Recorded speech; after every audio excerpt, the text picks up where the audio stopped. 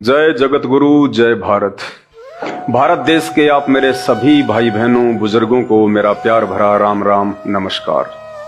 भाई और बहनों, मैं पवन दास और आज हम बात करेंगे श्री भागवत सुधा सागर पे। आप देख रहे होंगे पीछे स्क्रीन पे श्री भागवत सुधा सागर। एक अनमोल कथा आज आपको सुनाई जाएगी। आपने आज से पहले वो कथा, ये जितने भी तथाकथित धर्मगुरु हैं, भागवत की कथा कहने वाले हैं, शंकराचार्य हैं, महामंडलेश्वर हैं, संत और महंत हैं, अपने नाम से पहले 1008 की उपाधि धारण किए हुए हैं, इन्होंने आपको नहीं सुनाई। ये केवल आपको मीठी मीठी बातें बता के, मीठी मीठी कथा और कहानियां सुना के केवल अपनी दान पेटियों तक सीमित हैं। आज इन कथाकारों ने केवल धर्म को धंधा बना लिया है। इन कथाकारों को, इन धर्मगुरुओं को, शंकराचार्यों को, मंडलेश्वरों को, आप और हम भाई बहनों के आत्म कल्याण की कोई फिक्र नहीं है। इन्हें कोई फिक्र नहीं है कि मरने के बाद हम या हमारे पूर्वज भूत बने, प्रेत बने या लक 84 में गधे, कुत्ते और सूअर बने। इनको फिक्र केवल एक बात की है कि दान दक्षिणा आ रही है या नहीं आ रही है। कारण क्या है? ये स्वयं हमारे धर्मशास्त्रों से अपरिचित हैं। आपको ये जितने भी बड़े बड़े पंडाल लगा के, बड़ी बड़ी स्टेज पे डेकोरेशन करके, लाखों की चेयर पे बैठ के और मीठी मीठी आवाज में जो ये कथाकार दिखाई पड़ते हैं, ये स्वयं अपने ही धर्म ग्रंथों में लिखी हुई सच्चाई से अपरिचित हैं। और आज ये सच्चाई जो आप और हम सभी देशवासियों को जानना पहचानना बेहद जरूरी है।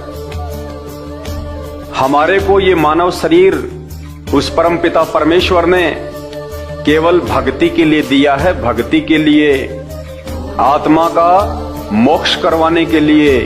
बाकी कार्य तो पशु और पक्षी भी करते हैं। ये 84 लाख योनियों से भिन्न उस परमेश्वर ने हमें जो चोला दिया है मानव, ये केवल उस परमेश्वर की महिमा करने के लिए, सदकर्म करने के लिए और सदा सदा के लिए इन 84 लाख योनियों के महादुख से बाहर निकलने के लिए दिया है। भाई और बहनों, मुझ पवन दास के वीडियो देखना लोहे के चने चबाने के बराबर है। और जिस भाई बहन ने थोड़ा सा धैर्य धारण करके और निष्पक्ष होके यदि वीडियो देख लिया, उसकी आंखें खुल जाएंगी। वो बैठ के रोएगा 2 घंटे कि कहां हम इन अज्ञानी धर्मगुरुओं के पीछे अपना अनमोल मानव जीवन बर्बाद कर रहे थे। उन्हें केवल अपनी दान दक्षिणा से मतलब है, मान बढ़ाई से मतलब है, ऐसो आराम से मतलब है। उन्हें कोई मतलब नहीं है कि इन शास्त्रों में वर्णित सच्चाई तुम्हारे तक पहुंचाई जाए। अगर वो सच्चाई तुम्हें बता दें कि इन धर्मशास्त्रों में वास्तव में अध्यात्म के विषय में, और जिनको हम पूर्ण भगवान मानते हैं, ब्रह्मा विष्णु महेश माता जी, 33 करोड़ देवी देवता, जिनको हम पूर्ण परमात्मा पूर्ण भगवान मान के, मोक्ष के दाता मान के दिन रात उनकी कथाएं सुनते हैं, और वो धर्मगुरु जैसा हमें कर्म कांड करने के लिए बोलते हैं, दान दक्षिणा के लिए आदेश देते हैं, हम लोग वैसा ही फॉलो करते हैं। और जिस दिन आपको इन धर्मशास्त्रों में लिखित सच्चाई पता चलेगी, आप अपनी आंखों से देखोगे, उसके बाद आप देखना, आप सिर पे हाथ रख के रोगे कि उन शास्त्र ज्ञानहीन धर्मगुरुओं ने, जो दिखाई देने में तो बिल्कुल ऐसे लगते हैं कि जैसे शास्त्र इन्हीं ने लिखे हों, पूरा का पूरा ज्ञान इनकी खोपड़ी में समाहित है, इनसे बढ़ के तो कोई महाज्ञानी है ही नहीं दुनिया में। जबकि हकीकत यह है कि हमारे धर्म ग्रंथों के विषय में 4 वेद, गीता जी, 18 पुराण, 6 शास्त्र और अन्य धार्मिक पुस्तकें, उन धार्मिक पुस्तकों और ग्रंथों के विषय में उन धर्म गुरुओं को, शंकराचार्यों को, संतों को, महंतों को, मठाधीशों को क ख ग का भी ज्ञान नहीं है कि वास्तव में ये धर्म ग्रंथ क्यों लिखे गए हैं और इनके लिखने का औचित्य क्या है। वे स्वयं सच्चाई से अपरिचित हैं, आपको कहां से ज्ञानी बना देंगे। और आज इन धर्म ग्रंथों में वर्णित जो सच्चाई जो सन 1994 से भगत समाज के सामने निकल के आ रही है, देश और दुनिया में जा रही है, टीवी चैनलों के माध्यम से सार्वजनिक तौर पे लोगों को समझाया जा रहा है, ये शुभ कार्य, ये पुण्य कार्य, ये धर्मार्थ का कार्य, ये परमार्थ का कार्य आज इस पूरे विश्व में केवल एकमात्र ऐसा धर्म गुरु है जो आप और हम जीवों के आत्म कल्याण के लिए संघर्ष कर रहे हैं। और उस महान महापुरुष जगत गुरु का नाम है परम पूज्य सतगुरु रामपाल जी भगवान। वीडियो को अंत तक देखना और आज इस वीडियो में आपको पता चलेगा कि जिन भगवानों को हम भगवान मान के पूज रहे हैं कि मरने के बाद में हम उनके लोक में जाएंगे, हमारी आत्मा का कल्याण हो जाएगा, हम कभी 84 लाख योनियों में वापस नहीं आएंगे गधे कुत्ते सुअर बनने के लिए। आज आपका सारा का सारा भ्रम निवारण हो जाएगा। यही श्री भागवत सुधा सागर इसका 12वां अध्याय 8वें स्कंद और पेज नंबर 549, इसमें भगवान शंकर के विषय में, उनके चरित्र के विषय में, उनके कर्म और कुकर्म के विषय में, उनकी आदतों के विषय में, उनकी सोच और उनकी दृष्टि के विषय में जो सच्चाई लिखी हुई है, ये 12वां अध्याय 8वां स्कंद और पेज नंबर 549 आज तक एकमात्र सतगुरु रामपाल जी भगवान को छोड़ के इन तथाकथित धर्म गुरुओं ने, शंकराचार्यों ने, आचार्यों ने, ऋषि मुनियों ने, संतों महंतों ने, भागवत के इन कथाकारों ने आप लोगों को क्यों नहीं सुनाई, जबकि ये अध्याय भी तो इसी भागवत के अंदर है कि हमारे भगवान श्री शंकर जी का कैसा चरित्र है, क्या वे पूजा के योग्य हैं, क्या वे भगवान कहलाने के योग्य हैं, क्या वे हम प्राणियों से उत्तम हैं।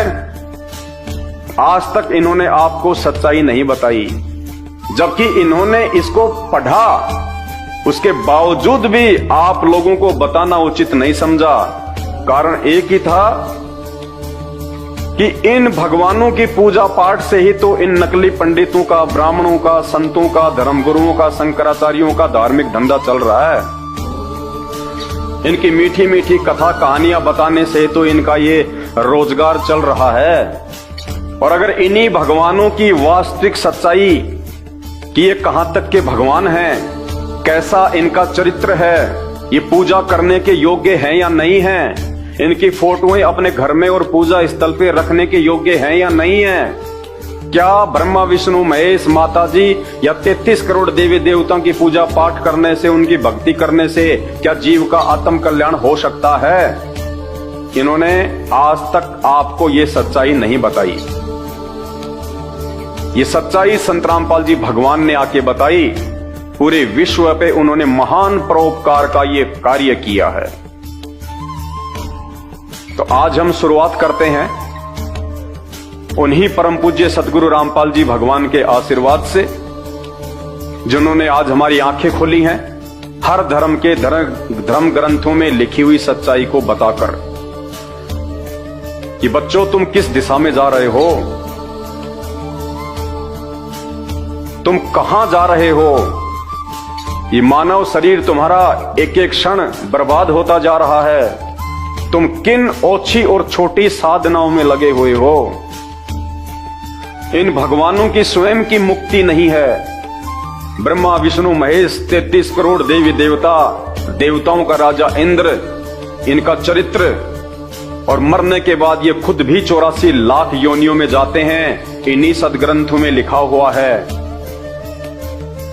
और ये नकली धर्म गुरु, ये कथावाचक, ये शंकराचार्य हमारे से उन्हीं मरणासन भगवानों की, जो स्वयं 84 लाख योनियों में जाते हैं, जन्मते और मरते हैं, जिनकी स्वयं की मुक्ति नहीं है, उन्हीं की भक्ति करवाकर हमारी और हमारे पूर्वजों की मुक्ति का ठेका लिए घूम रहे हैं। हमारे पूर्वजों को इन्होंने भूत बनवा दिया, ये शास्त्र विरुद्ध साधना करवा कर।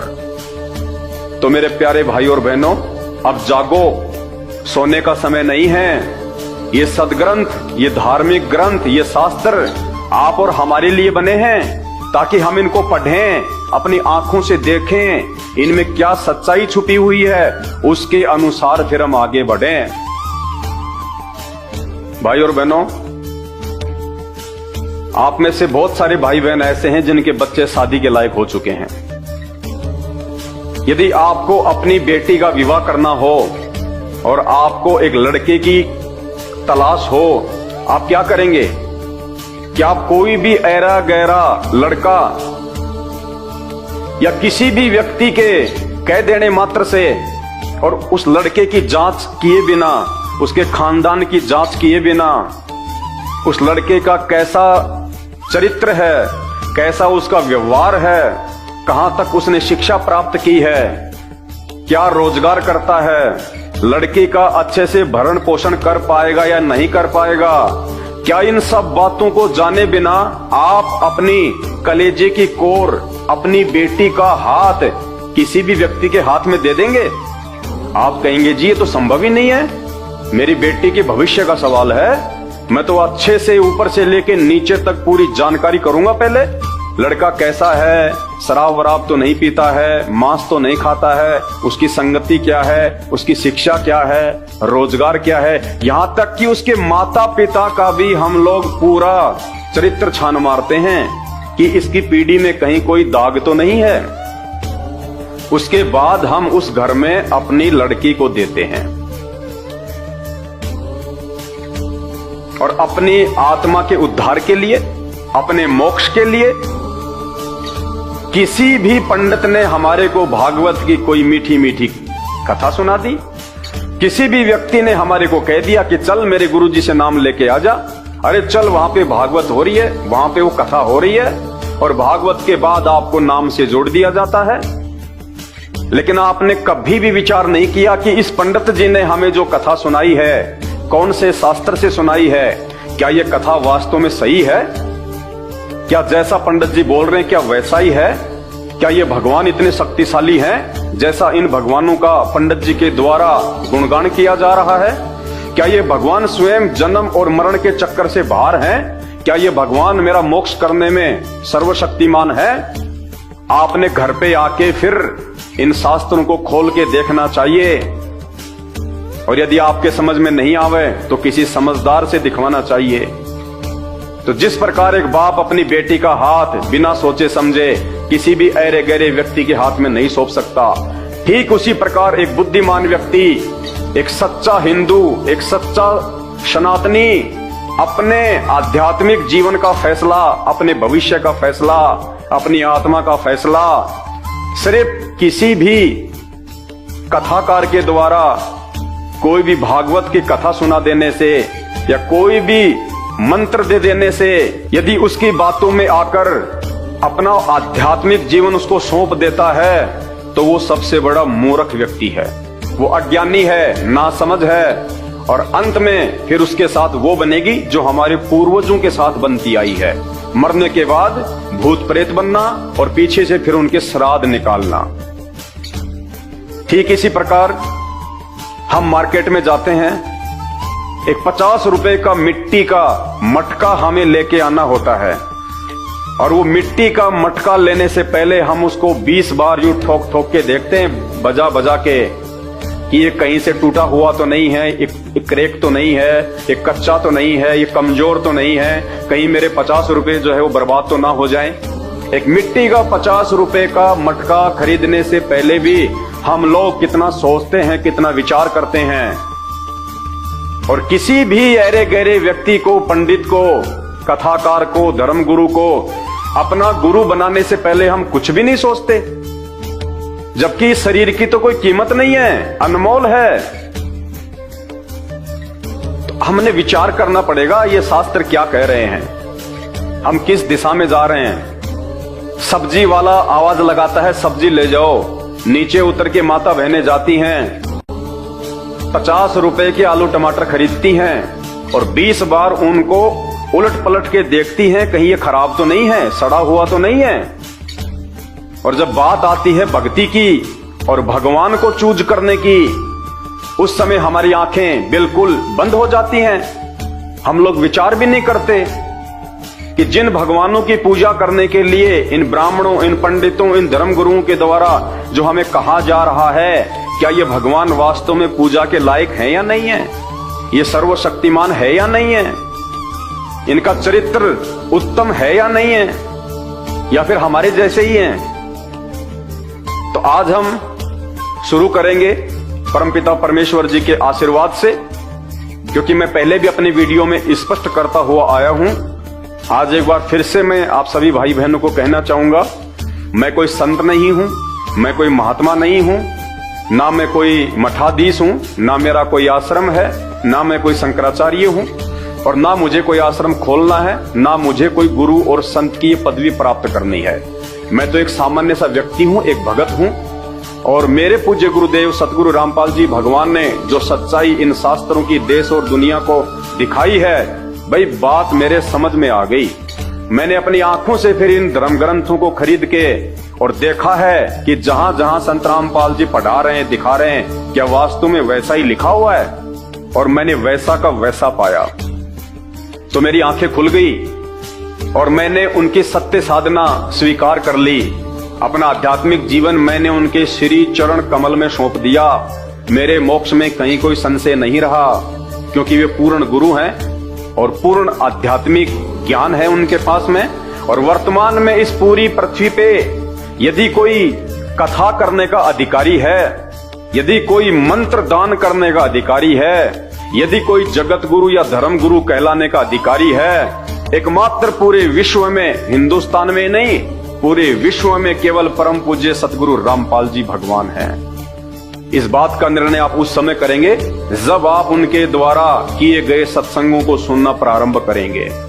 और मेरी विनती है हाथ जोड़ के आप सभी भाई बहनों से, जब तक आपको सृष्टि रचना के विषय में पूरी जानकारी नहीं होगी कि ये सृष्टि, ये ब्रह्मांड कैसे रचे गए हैं, ब्रह्मा विष्णु महेश के माता पिता कौन हैं, ब्रह्मा विष्णु महेश को जन्म देने वाले कौन हैं, इनकी माँ का नाम क्या है, इनके पिताजी कौन हैं, ब्रह्मा विष्णु महेश कहाँ तक के भगवान है, कहाँ तक इनकी शक्ति है, क्या ये स्वयं जन्म और मरण से बाहर हैं, क्या ये स्वयं गधे कुत्ते सुअर नहीं बनते या बनते हैं। जब तक आपको सृष्टि रचना की पूरी जानकारी नहीं होगी और आप अपनी आंखों से नहीं देख लोगे उस सृष्टि रचना का प्रमाण जो संत रामपाल जी बताते हैं हमारे इन्हीं हिंदू धर्म ग्रंथों से, तब तक आप दुनिया के किसी भी धर्म ग्रंथ को ना तो समझ सकते हैं और ना कभी आप एक अच्छे भगत बन सकते हैं और ना आपकी मुक्ति हो सकती है। तो आज की जो कथा है, जो वीडियो है, इसकी हम शुरुआत करें। उससे पहले हम उस परमपिता परमेश्वर सतगुरु रामपाल जी भगवान के जयकारे के साथ में करेंगे। और आज निश्चित तौर पे आपकी आंखें खुलने वाली हैं। आज श्री भागवत सुधा सागर से भगवान श्री शंकर जी का जो चरित्र है, उनकी जो लीला है, आज उनके विषय में हम इसी श्री भागवत सुधा सागर से पढ़ेंगे, अपनी आंखों से देखेंगे कि जो कटु सच्चाई आज तक हमारे को इन नकली संतों महंतों ने नहीं बताई, कि कहीं जनता भड़क ना जाए, जनता हमसे सवाल ना करने लग जाए, जनता हमारे पंडाल में आना ना छोड़ दे, हमारी दान पेटियों पे ताले ना लग जाएं। इस डर के मारे इन लोगों ने आपको ये यथार्थ सच्चाई इन भगवानों की नहीं बताई। और इन भगवानों की पूजा करवा करवा के इन्हीं को सर्वशक्तिमान, महेश्वर, सर्वेश्वर, राजेश्वर पता नहीं क्या क्या इनको उपाधियां दे दी गई, जिन उपाधियों के ये लायक नहीं हैं। तो वीडियो की हम शुरुआत करें उससे पहले हम गुरुदेव भगवान का जयकारा करेंगे।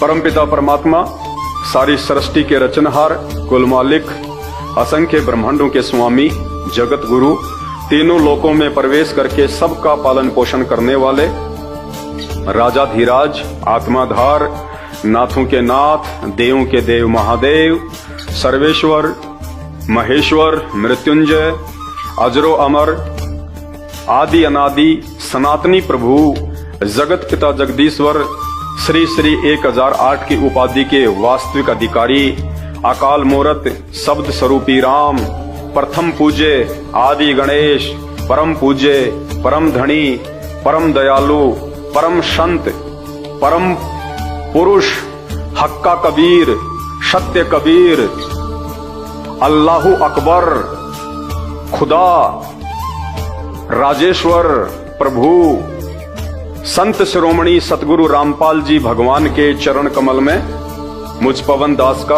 अनंत कोटि दंडोत प्रणाम।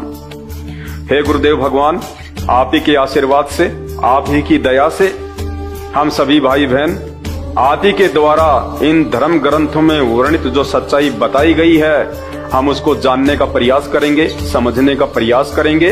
हे परमेश्वर, आपने आके हम जड़मती जीवों की जो बुद्धि खोली है परमेश्वर, उसके लिए हम आपका अनंत कोटि बार दंडवत धन्यवाद करते हैं।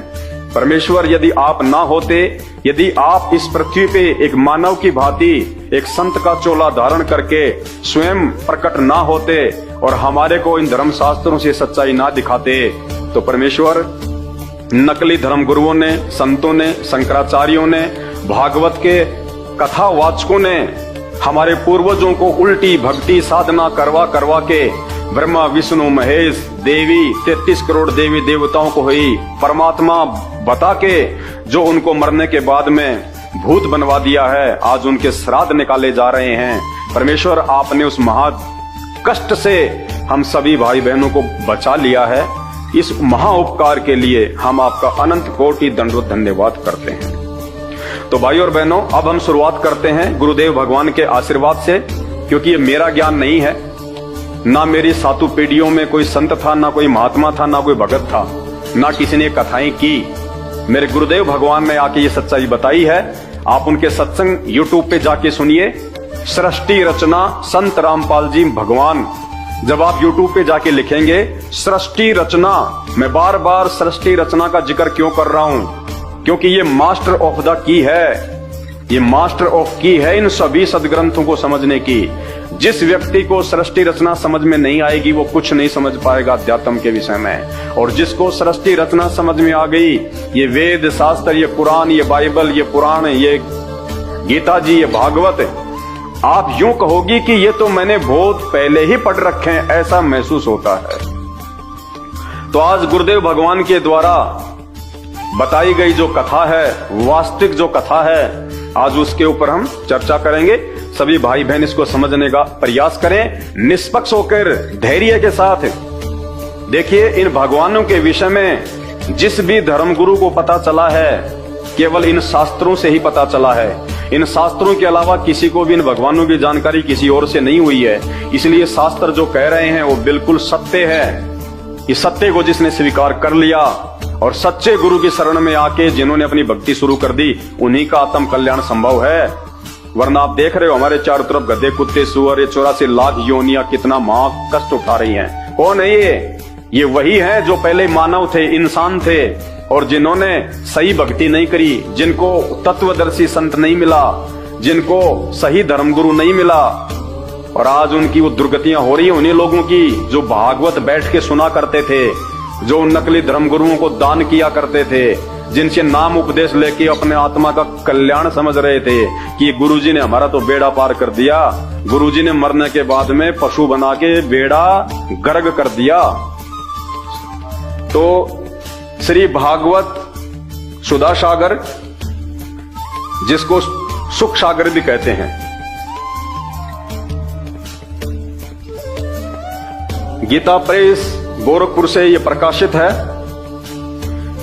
सभी हिंदू भाइयों के ये घरों में मिलेगी आपको। जितने भी हमारे धर्मगुरु हैं, कथावाचक हैं, उनके पंडाल में, उनकी स्टेज पे मिलेगी आपको। और देखिए,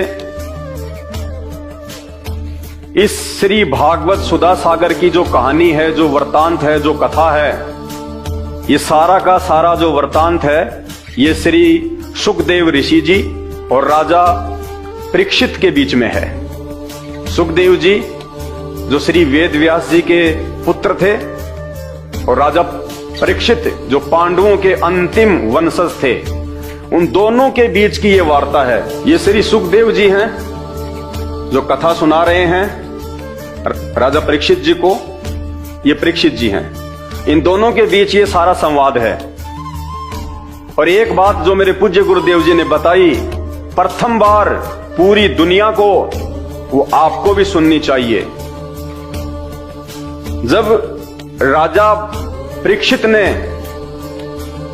काल प्रभाव से एक ऋषि के गले में मरा हुआ सांप डाल दिया, और उसके बाद में उनको श्राप मिला कि आज से 7वें दिन तुझे तक्षक नाग डसेगा और उसके जहर से तेरी मृत्यु होगी। तो उस समय जो साधु संत महात्मा होते थे, वो सिद्धि युक्त होते थे, पाखंड नहीं करते थे, ड्रामा नहीं करते थे, भगवान से डरने वाले थे। तो राजा जो परीक्षित है वो घबरा गए कि इनका जो वचन है वो खाली नहीं जाता। राजा ने अपने मंत्रियों से विचार विमर्श किया। मंत्री भी उस समय बहुत अच्छे होते थे, जो सलाह देते थे बिल्कुल भगवान से डर के दिया करते थे। तो मंत्रियों ने कहा कि भगवान, इसका तो एक ही उपाय है कि आप किसी धर्म गुरु से आप इसकी सलाह लें, वही आपको सही मार्गदर्शन देंगे। राजा ने अपने धर्म गुरु से मार्गदर्शन लिया। तो उन्होंने कहा कि महाराज, 7वें दिन तो मृत्यु निश्चित है, लेकिन अगर आपको श्री भागवत सुधा सागर की कथा सुनाई जाए, श्री कृष्ण भगवान की, श्री विष्णु भगवान की लीलाएं अगर आपको सुनाई जाएं, तो आपका ध्यान इन सांसारिक मोह ममता से, इस मृत्यु के भय से, इस राजपाट से हटके और बैकुंठ में लग जाएगा, स्वर्ग में लग जाएगा। तो मरने के बाद में आप सीधे बैकुंठ में चले जाओगे। तो परीक्षित ने कहा कि भैया देर किस बात की, पंडित जियों को बुलाओ और भागवत करवाओ। अब विचार करने की बात यह है कि उस समय द्वापर युग में, आज से लगभग 5000 वर्ष पहले, यही श्री भागवत सुधा सागर, जिसकी कथा राजा परीक्षित को सुनाने के लिए किसी भी धर्म गुरु ने हां नहीं भरी, किसी भी कथावाचक ने हां नहीं भरी, किसी भी ऋषि मुनि साधु संत महात्मा ने हां नहीं भरी। सबने हाथ जोड़ लिए और कहा कि भगवान, हम श्री भागवत सुधा सागर का पाठ करने के, कथा करने के अधिकारी नहीं हैं, क्योंकि सबको पता था कि 7वें दिन रिजल्ट आएगा और उस समय तुम्हारे को सूली पे टांग दिया जाएगा। इसलिए किसी ने भी हां नहीं भरी कि साहब, हम वर्तमान के, हम द्वापर के जितने भी साधु संत महात्मा ऋषि हैं, हम ये कथाएं करने के अधिकारी नहीं हैं। बोला कौन कर सकता है? तो उनको बताया गया कि ये कथा केवल ऋषि सुखदेव जी कर सकते हैं, और सुखदेव जी वर्तमान में स्वर्ग में हैं, विष्णु भगवान के लोक में हैं।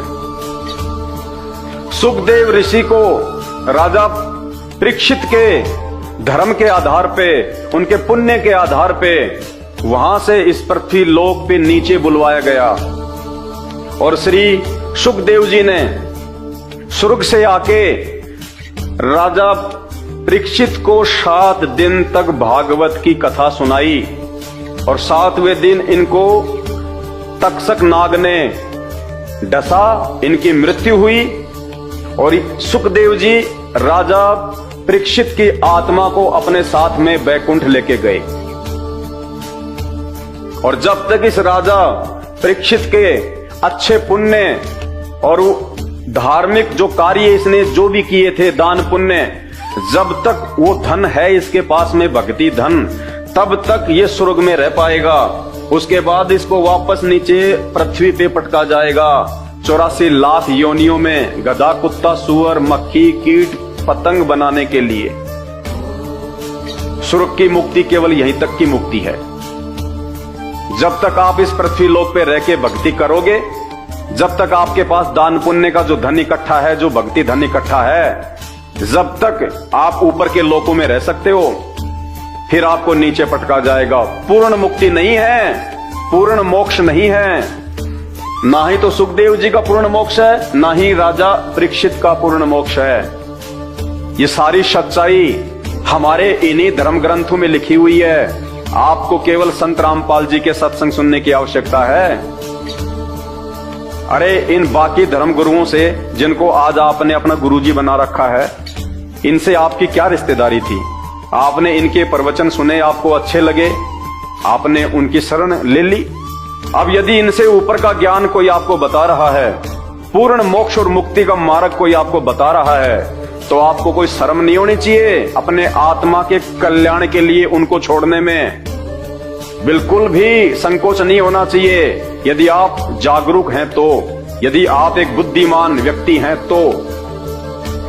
तो द्वापर युग में कोई भी पंडित, ब्राह्मण, ऋषि, महात्मा, संत, मंडलेश्वर श्री भागवत की ये कथा सुनाने का अधिकारी नहीं था। सबने हाथ खड़े कर लिए।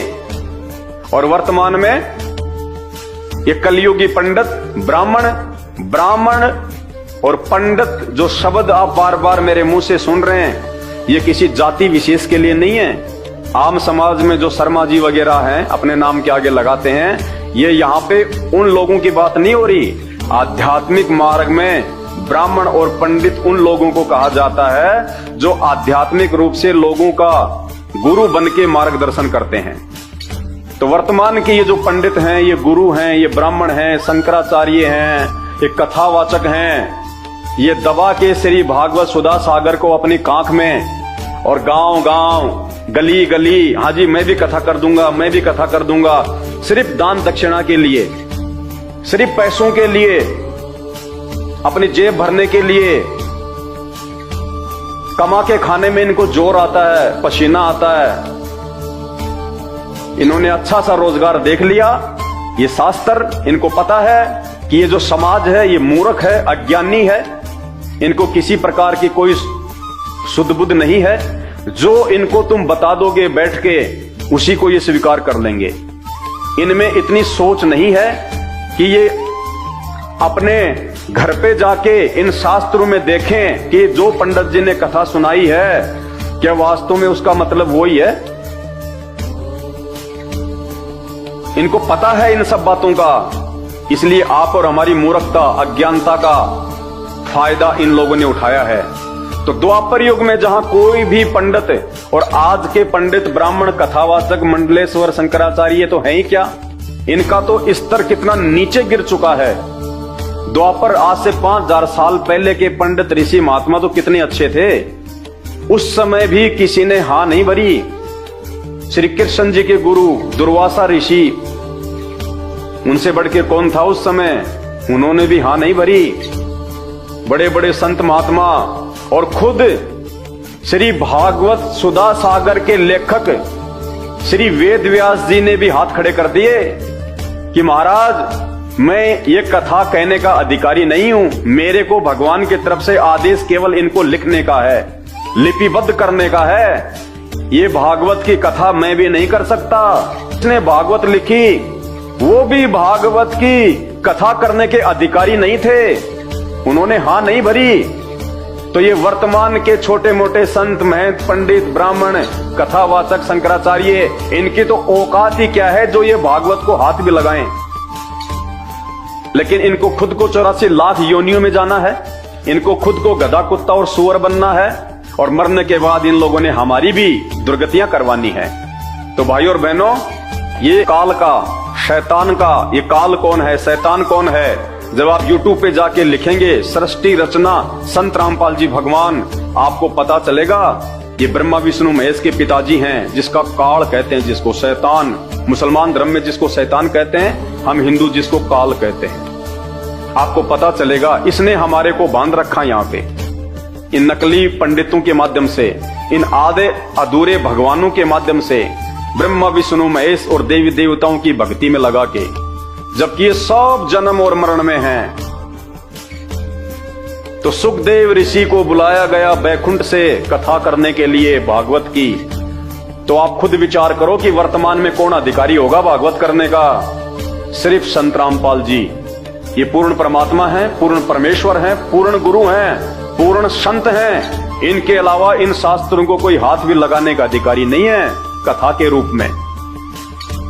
और अब आगे जब हम इसमें बढ़ेंगे भाई और बहनों, आपको पता चलेगा जिस ब्रह्मा विष्णु महेश को हम पूर्ण परमात्मा मान के, पूर्ण भगवान मान के, देखो भगवान तो हैं ये, क्योंकि तीन लोक की जो सृष्टि है उसका कुछ हद तक ये संचालन कर रहे हैं अपनी माता दुर्गा के आदेश से। लेकिन ये समर्थ नहीं है, ये पूर्ण परमात्मा नहीं है, ये जन्म और मरण के इस महाचक्र से बाहर नहीं है। तो इनकी भक्ति से हमारा जन्म मरण कैसे कटेगा? और इनकी जब हम पूजा करेंगे तो इनके गुण हमारे अंदर आएंगे। देखो जिसकी भी हम पूजा करेंगे तो उसके जो गुण हैं, उसका जो चरित्र है, वैसे ही हम बन जाएंगे जिसको हम फॉलो करेंगे। तो आज एक छोटी सी झलक है श्री भागवत सुधा सागर 12वां अध्याय 8वां स्कंद पेज नंबर 549। आप देखिएगा भगवान शंकर के विषय में इस पवित्र ग्रंथ में क्या लिखा हुआ है, और उसके बाद आप खुद निर्णय करना, क्या ऐसे चरित्र वाला पूर्ण भगवान हो सकता है, पूर्ण परमात्मा हो सकता है? जो कर्म इन्होंने किया, क्या आप वो कर सकते हैं? आज शर्म आ जाएगी आपको, शर्म। मुझे भी ये पढ़ाते वक्त मुझे शर्म आएगी, शर्म। माता बहनों के सामने बोल के भी नहीं सुना सकते। ऐसे कर्म हमारे भगवान शंकर ने किए हैं, जिनको हम भगवान मान के सर्वेश्वर, महेश्वर, मृत्युंजय, अजरो अमर, पूर्ण ब्रह्म अपनी आंखों से देखना। जो संत रामपाल जी भगवान ने दिखाया, बताया, ये शास्त्र संत रामपाल जी ने नहीं लिखे, ये शास्त्र वेद व्यास जी ने लिखे हैं, ऋषि मुनियों ने लिखे हैं। संत रामपाल जी तो केवल बता रहे हैं कि ये क्यों लिखे गए, और इनमें जो लिखी गई सच्चाई है वो इंसानों के लिए है, जानवरों के लिए नहीं है। तो आपने अपने जीवन का फैसला स्वयं करना है। इन नकली धर्म गुरुओं के चक्कर में पड़ के मरने के बाद में 84 लाख योनियों में जाना है, भूत और प्रेत बनना है, या संत रामपाल जी की शरण ग्रहण करके अपनी पूर्ण मुक्ति करवानी है। गीता प्रेस गोरखपुर से ये प्रकाशित है, और ये उनके फोन नंबर हैं, उनकी ईमेल आईडी है। क्योंकि ये ना तो मुझ पवन दास ने लिखा है, ना मेरे पूज्य गुरुदेव भगवान संत रामपाल जी ने लिखा है, ये गीता प्रेस गोरखपुर वालों ने छापा है, वेद व्यास जी ने लिखा है, और इन पंडितों ने आपको सुनाया है, आपको पढ़ाया है। लेकिन जो सच्चाई इन्होंने नहीं बताई, जो सच्चाई इन्होंने छुपा दी, वो मेरे गुरुदेव भगवान ने आके बताई है। और मेरे गुरुदेव भगवान के बताने के बाद अब मैं आप सभी भाई बहनों को उन्हीं के आशीर्वाद से दिखाने जा रहा हूं। आपकी आंखों के सामने आप स्वयं देखेंगे, आप पढ़ेंगे। झूठ की, मिलावट की कहीं कोई शंका नहीं है। हाथ कंगन को आरसी क्या, पढ़े लिखे को फारसी क्या। आपकी आंखों के सामने जो पेज नंबर आपको जो बताया गया है, जो अध्याय बताया गया है, आप मार्केट से इसको खरीद के 200-250 रुपए में आएगा। अपनी आंखों से देखिए, आपका मोतिया बिंद हट जाएगा और आंसू गिरेंगे आपके कि हे भगवान, हम इन कथावाचकों को स्वयं ही भगवान मान रहे थे कि ये तो ब्रह्मा विष्णु महेश के अवतार हैं जो ये कथाएं कर रहे हैं, और ये तो आम व्यक्ति से भी नीचे गिरे हुए हैं, आम व्यक्ति से भी नीचे गिरे हुए हैं ये कथावाचक। इनको तो जरा भी ज्ञान नहीं है, जरा सा भी, जब आप ये देखेंगे अपनी आंखों से।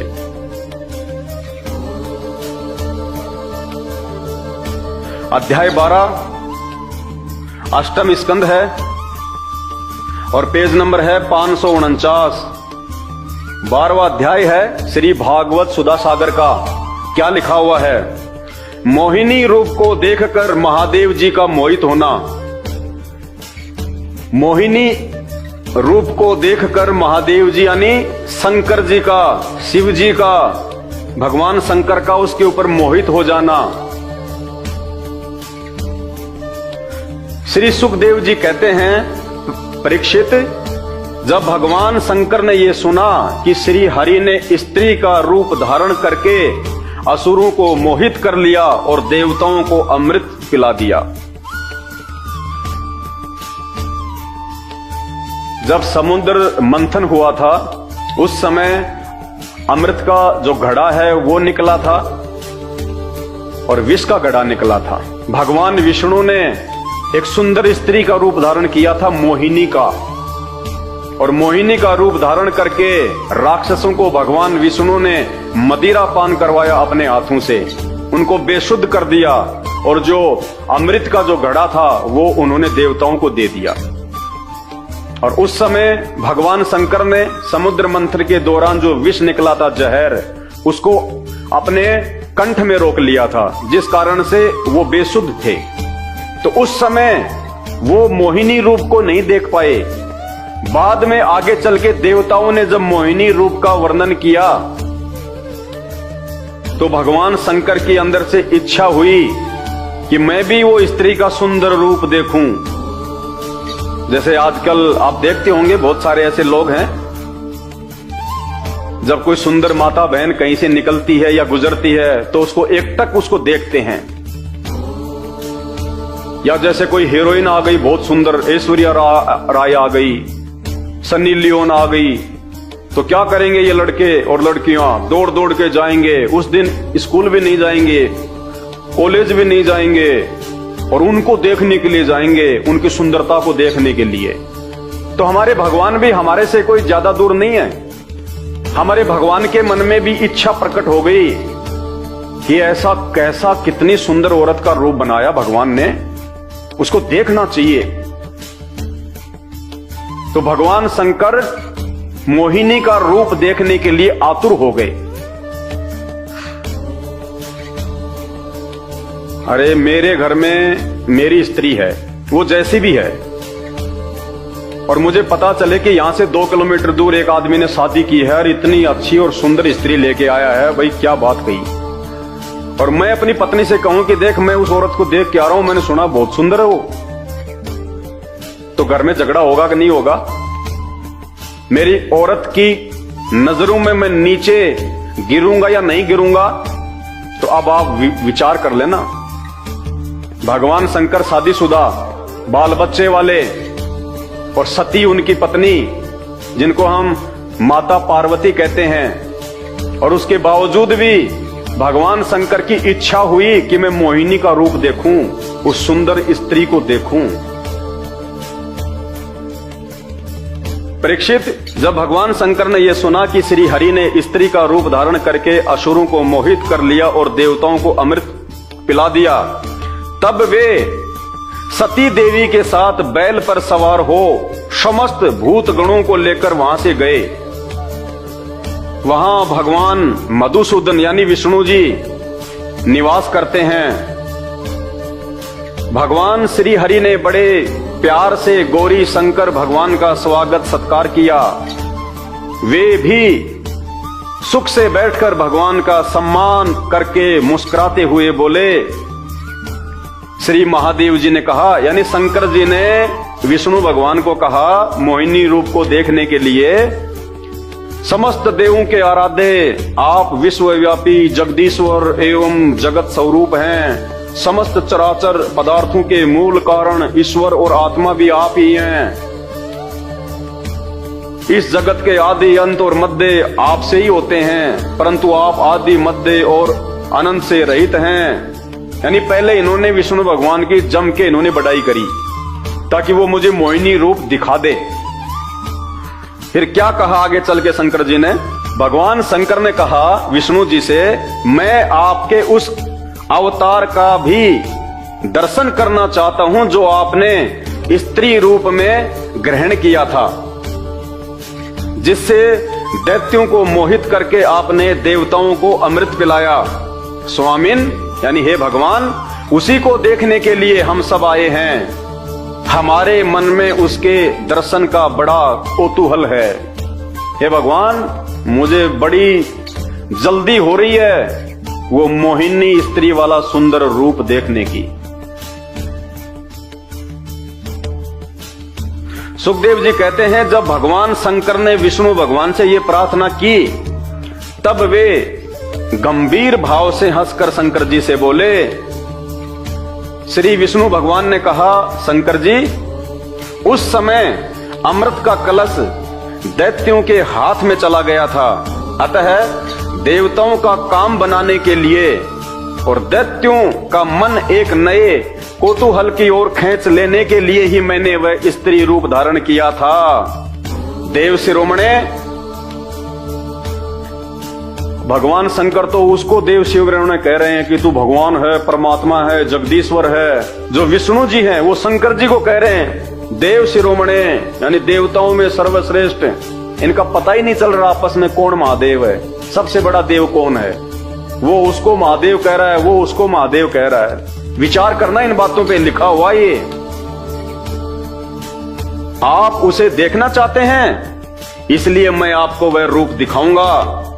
विष्णु जी बोले, शंकर जी, अब आप इतनी दूर से चल के आए हो माता जी के साथ में, अपने भूतों के साथ में, गणों के साथ में, आपको मैं वो रूप जरूर दिखाऊंगा। वह रूप तो कामी पुरुषों का ही आदरणीय है। पुण्यात्माओं, ध्यान से देखना मेरे भाई और बहनों, जागो इन शास्त्रों को पढ़ के। भगवान विष्णु ने शंकर जी से क्या कहा कि शंकर भगवान, जो रूप मैंने मोहिनी का बनाया था, वह रूप तो कामी पुरुषों का ही आदरणीय है। यानी भगवान, आप क्या करोगे वो रूप देख के? जो रूप मैंने जो बनाया था, उन असुरों को पागल बनाने के लिए, मूर्ख बनाने के लिए, उनको काम वासना के माध्यम से उनको फंसाने के लिए, कहते हैं वो तो कामी पुरुषों का रूप है। यानी वो रूप तो गंदे व्यक्तियों के लिए है, कुचरित्र व्यक्तियों के लिए है, मवालियों के लिए है, बुद्धिहीन लोगों के लिए है, जो काम वासना में अंदर ही अंदर जो मरते रहते हैं, उनके लिए है भगवान। फिर भी शंकर भगवान नहीं माने और कहा कि नहीं देखूंगा। पुण्यात्मा, विचार करना, ये चरित्र दिखाया जा रहा है भगवान शंकर का, छुपा हुआ नहीं है, आपकी आंखों के सामने है। ये सदग्रंथ झूठ नहीं बोल रहे। विष्णु भगवान स्वयं कह रहे हैं कि वह रूप तो कामी पुरुषों का आदरणीय है। कामी पुरुष कौन होता है? जो किसी भी औरत को देख के अपना आपा खो दे, जो कोई भी उल्टा सीधा काम कर बैठे उसके साथ में, जो विषय वासनाओं का दास हो, उसको कहते हैं कामी पुरुष। लेकिन शंकर भगवान ने वो कामी पुरुष बनना भी स्वीकार कर लिया उस रूप को देखने के लिए। इतना सा भी विचार नहीं किया उन्होंने कि विष्णु जी क्या बोल रहे हैं। देखिए आगे, वह रूप तो कामी पुरुषों का ही आदरणीय है, क्योंकि वह काम भाव को उत्तेजित करने वाला है। भगवान विष्णु ने कहा कि शंकर जी, वो जो रूप मैंने बनाया था ना, वो तो मन में वासना पैदा करने का है, गंदी सोच और गंदी प्रवृत्ति को जो है वो पैदा करने वाला है, मन को बिगाड़ने वाला है। भगवान शंकर ने वो भी स्वीकार कर लिया कि आज मेरे को मेरा मन ही बिगाड़ना है। सुखदेव जी कहते हैं, इस तरह कहते कहते भगवान विष्णु वहीं अंतर्ध्यान हो गए। अब भगवान विष्णु ने देखा कि ये मानने वाले तो है नहीं है, हठ योगी हैं, इन्होंने जो जिद कर ली वो तो पक्की है। तो ये कह के भगवान विष्णु अंतर्ध्यान होके अपने महल के अंदर चले गए और महल के अंदर जाके फिर उन्होंने मोहिनी का रूप धारण किया और बाहर प्रकट हो गए एक बाग में। इस तरह कहते कहते विष्णु भगवान वहीं अंतर्ध्यान हो गए और भगवान शंकर सती के साथ चारों ओर दृष्टि दौड़ाते हुए वहीं बैठे रहे। अपनी पत्नी सती के साथ में भगवान शंकर वहीं बैठे रहे कि आज तो देख के जाना है। इतने में ही उन्होंने देखा, इतने में शंकर भगवान ने क्या देखा, इतने में ही उन्होंने देखा कि सामने एक बड़ा सुंदर उपवन है, उसमें भांति भांति के वृक्ष लगे हैं और जो रंग बिरंगे फूल और लाल लाल कोपलों से भरे पूरे हैं। उन्होंने ये भी देखा कि उस पर उपवन में एक सुंदर स्त्री गेंद उछाल उछाल कर खेल रही है। भगवान शंकर ने क्या देखा कि सामने एक बहुत बड़ा बाग था, तरह तरह के फूल थे, फल थे सुंदर। और फिर उन्होंने क्या देखा कि एक सुंदर स्त्री गेंद को हाथ में लेके उछाल उछाल के खेल रही है। कौन थी वो सुंदर स्त्री? वो भगवान विष्णु ने मोहिनी का रूप धारण किया था। अब देखना आगे। उन्होंने यह भी देखा कि उस उपवन में एक सुंदर स्त्री गेंद उछाल उछाल कर खेल रही है। वह बड़ी ही सुंदर साड़ी पहने हुए हैं और उसकी कमर में करदनी की लड़ियां लटक रही हैं।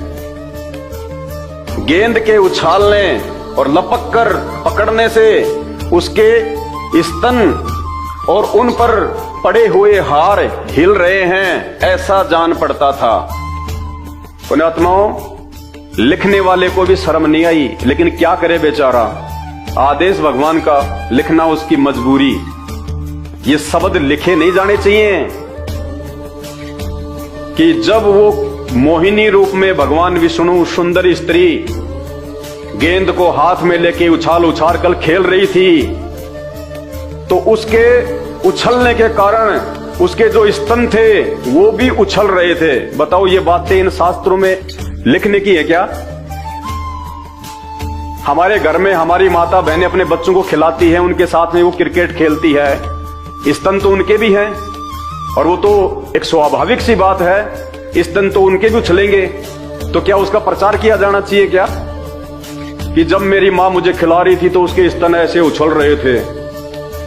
पुण्यात्माओं, विचार कर लेना, अगर अपना मानव जीवन सफल करना है तो धरती पे आज भगवान आया हुआ स्वयं। राम और श्री कृष्ण जी भी इंसान बन के आए थे, जानवर बन के नहीं आए थे। आज भी भगवान आएगा तो इंसान बन के आएगा और इंसान रूप में संत रामपाल जी धरती पे प्रकट हैं। इन भगवानों के भगवान ये ब्रह्मा विष्णु महेश तो उनके नाखून के बराबर भी नहीं है, उनकी पावर, उनकी समर्थता के आगे। यह आपको उस समय पता चलेगा जब आप अपने धर्म ग्रंथों को अपनी आंखों से देखोगे।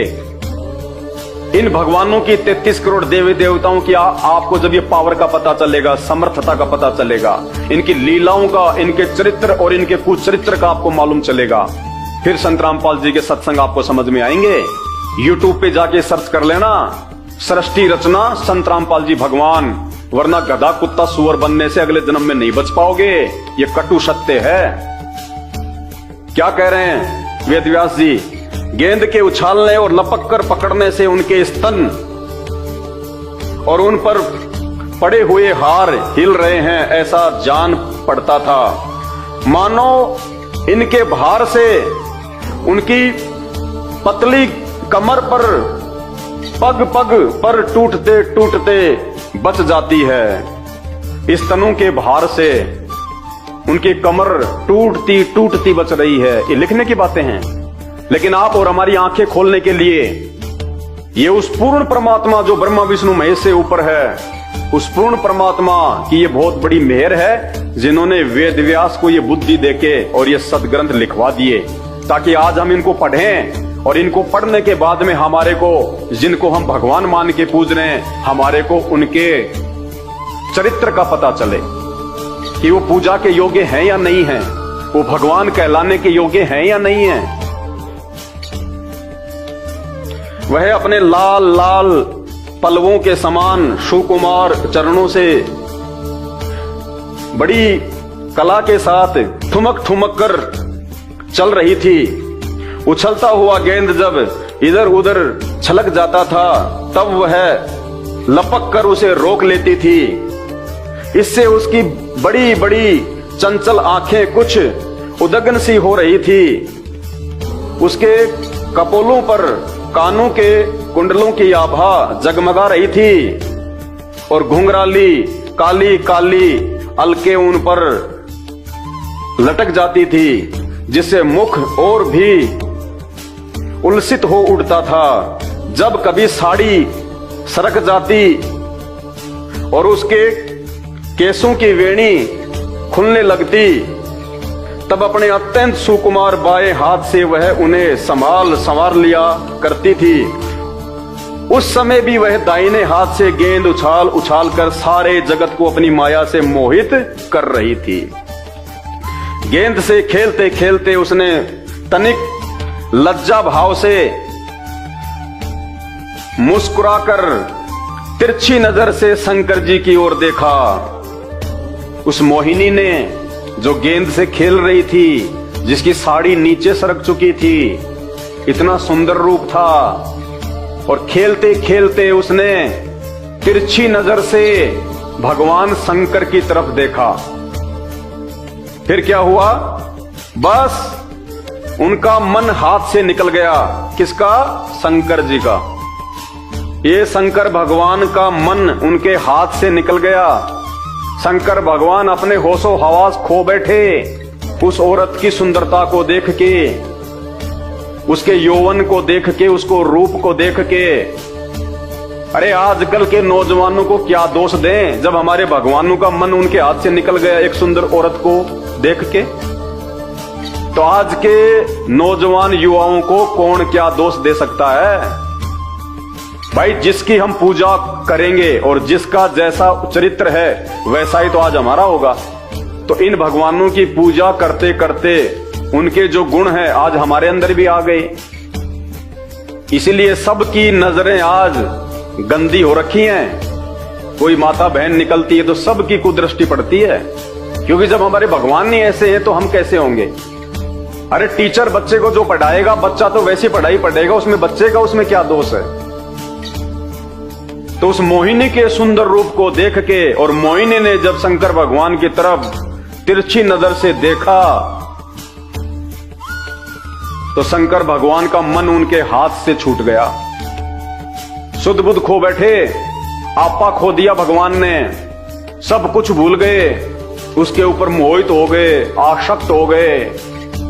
जैसे काम वासना के समय इंसान को कुछ याद नहीं रहता। उनका मन हाथ से निकल गया। वे मोहिनी को निहारने और उसकी चितवन के रस में डूबकर विह्वल हो गए।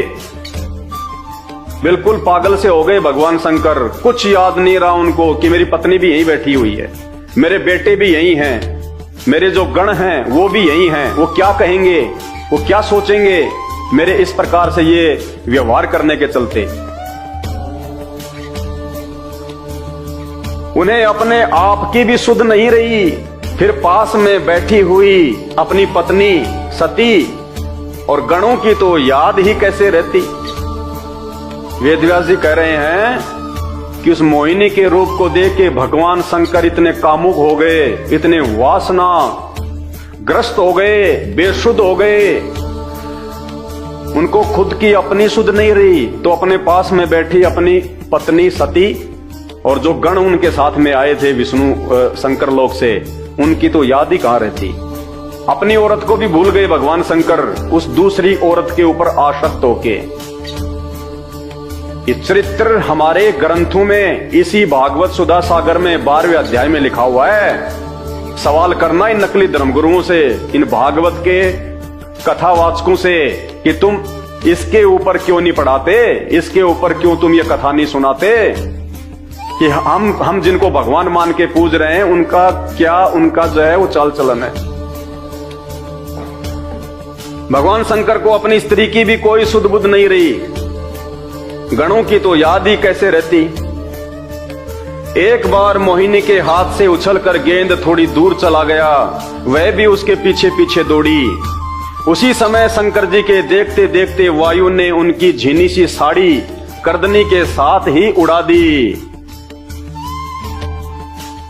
जो मोहिनी थी वो निवस्त्र हो गई, हवा से उसकी साड़ी हट गई, उसके शरीर से निवस्त्र हो गई। मोहिनी का एक एक अंग बड़ा ही रुचिकर और मनोरम था। लिखने वाले को भी शर्म नहीं आ रही कि मैं क्या लिख रहा हूं। कहते हैं उस सुंदर स्त्री का एक एक अंग बड़ा ही रुचिकर और मनोरम था। अरे ये कामसूत्र की किताब है या फिर ये भागवत है? ये पंडित लोग ये कामसूत्र की कथा करते हैं या फिर भागवत की करते हैं? अगर किसी व्यक्ति का ऐसा चरित्र यदि कोई किसी के सामने बताए, वो उसके घर पे कभी वो जिंदगी में नहीं जाएगा। कोई अपनी बेटी का रिश्ते करने जा रहा है और पड़ोसी आके उसको उस लड़के के चरित्र के बारे में बताए कि साहब ऐसे ऐसे एक समय एक स्त्री आ गई थी हमारे यहाँ और इतनी सुंदर थी, हवा तेज चल रही थी, उसकी साड़ी हट गई, निवस्त्र हो गई और ये लड़का उस समय उसके एक एक अंग को निहारने लग गया, पागल सा हो गया, बेसुध हो गया। वो बाप अपनी बेटी की शादी उसे करेगा क्या? जिंदगी में नहीं करेगा, उस घर में भी नहीं जाएगा और दोबारा। और हम भगवान मान के पूज रहे हैं। देखते जाइए आगे आगे, ये तो शुरुआत है, ट्रेलर है। मोहिनी का एक एक अंग बड़ा ही रुचिकर और मनोरम था, जहां आंखें लग जाती लगी ही रहती। यही नहीं, मन भी वहीं रमण करने लगता। उसको इस दशा में देखकर भगवान शंकर उसकी ओर अत्यंत आकृष्ट हो गए। मोहिनी को नंगा देखकर, निवस्त्र देखकर और भगवान शंकर उसके ऊपर फिदा हो गए। आकृष्ट मानी आकर्षित हो गए, वो फिदा हो गए। उन्हें मोहिनी भी अपने प्रति आसक्त जान पड़ती थी। उसने शंकर जी का विवेक छीन लिया। भाई ध्यान से पढ़ना मेरे हिंदू भाइयों, उस एक स्त्री ने, जिसको हम भगवान कहते हैं कि वो भगवान सबको सद्बुद्धि देता है, सबको वो बुद्धि दे देता है, उस एक स्त्री ने हमारे उस भगवान की बुद्धि छीन ली, उसका विवेक छीन लिया। सोचने समझने की शक्ति भगवान की खत्म। इसीलिए तो आज इस देश का बेड़ा गर्क हो गया है। भगवान शंकर का विवेक छीन लिया उसने, बुद्धि छीन ली भगवान शंकर की। अरे भगवानों की अगर कोई बुद्धि छीन ले तो फिर ये लोक कौन चलाएगा? जीवों को कौन संभालेगा? और जिसकी बुद्धि छीन जाती है उसको पागल कहते हैं। ये शास्त्रों में लिखा हुआ है। एक स्त्री ने, उस स्त्री के रूप ने, और जिसको हम भगवान कहते हैं, सबका उत्पत्तिकर्ता कहते हैं, उस भगवान का विवेक छीन लिया उसकी सुंदरता ने। ये कहां तक के भगवान है? जो भगवान एक स्त्री के ऊपर आसक्त हो जाए वो भगवान नहीं, वो कामी पुरुष होता है। तो एक स्त्री ने भगवान की बुद्धि छीन ली। बस हमारे भगवानों के पास में इतनी ही पावर है कि एक स्त्री ने हमारे भगवान का विवेक छीन लिया, उसकी बुद्धि छीन ली। उसने शंकर जी का विवेक छीन लिया। वे उसके हाव भाव से कामातुर हो गए।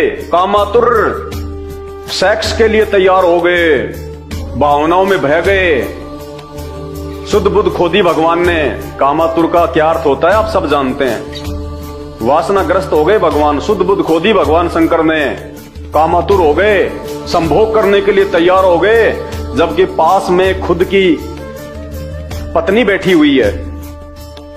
क्या सोचा होगा माता सती ने, माता पार्वती ने? क्या इज्जत रही होगी भगवान शंकर की माता सती की नजरों में? खुद की औरत पास में बैठी हुई है और वे एक दूसरी औरत के ऊपर आसक्त हो गए, संभोग के लिए तैयार हो गए। उसके अलावा उनकी दृष्टि कहीं जा ही नहीं रही। उनका विवेक छिन गया।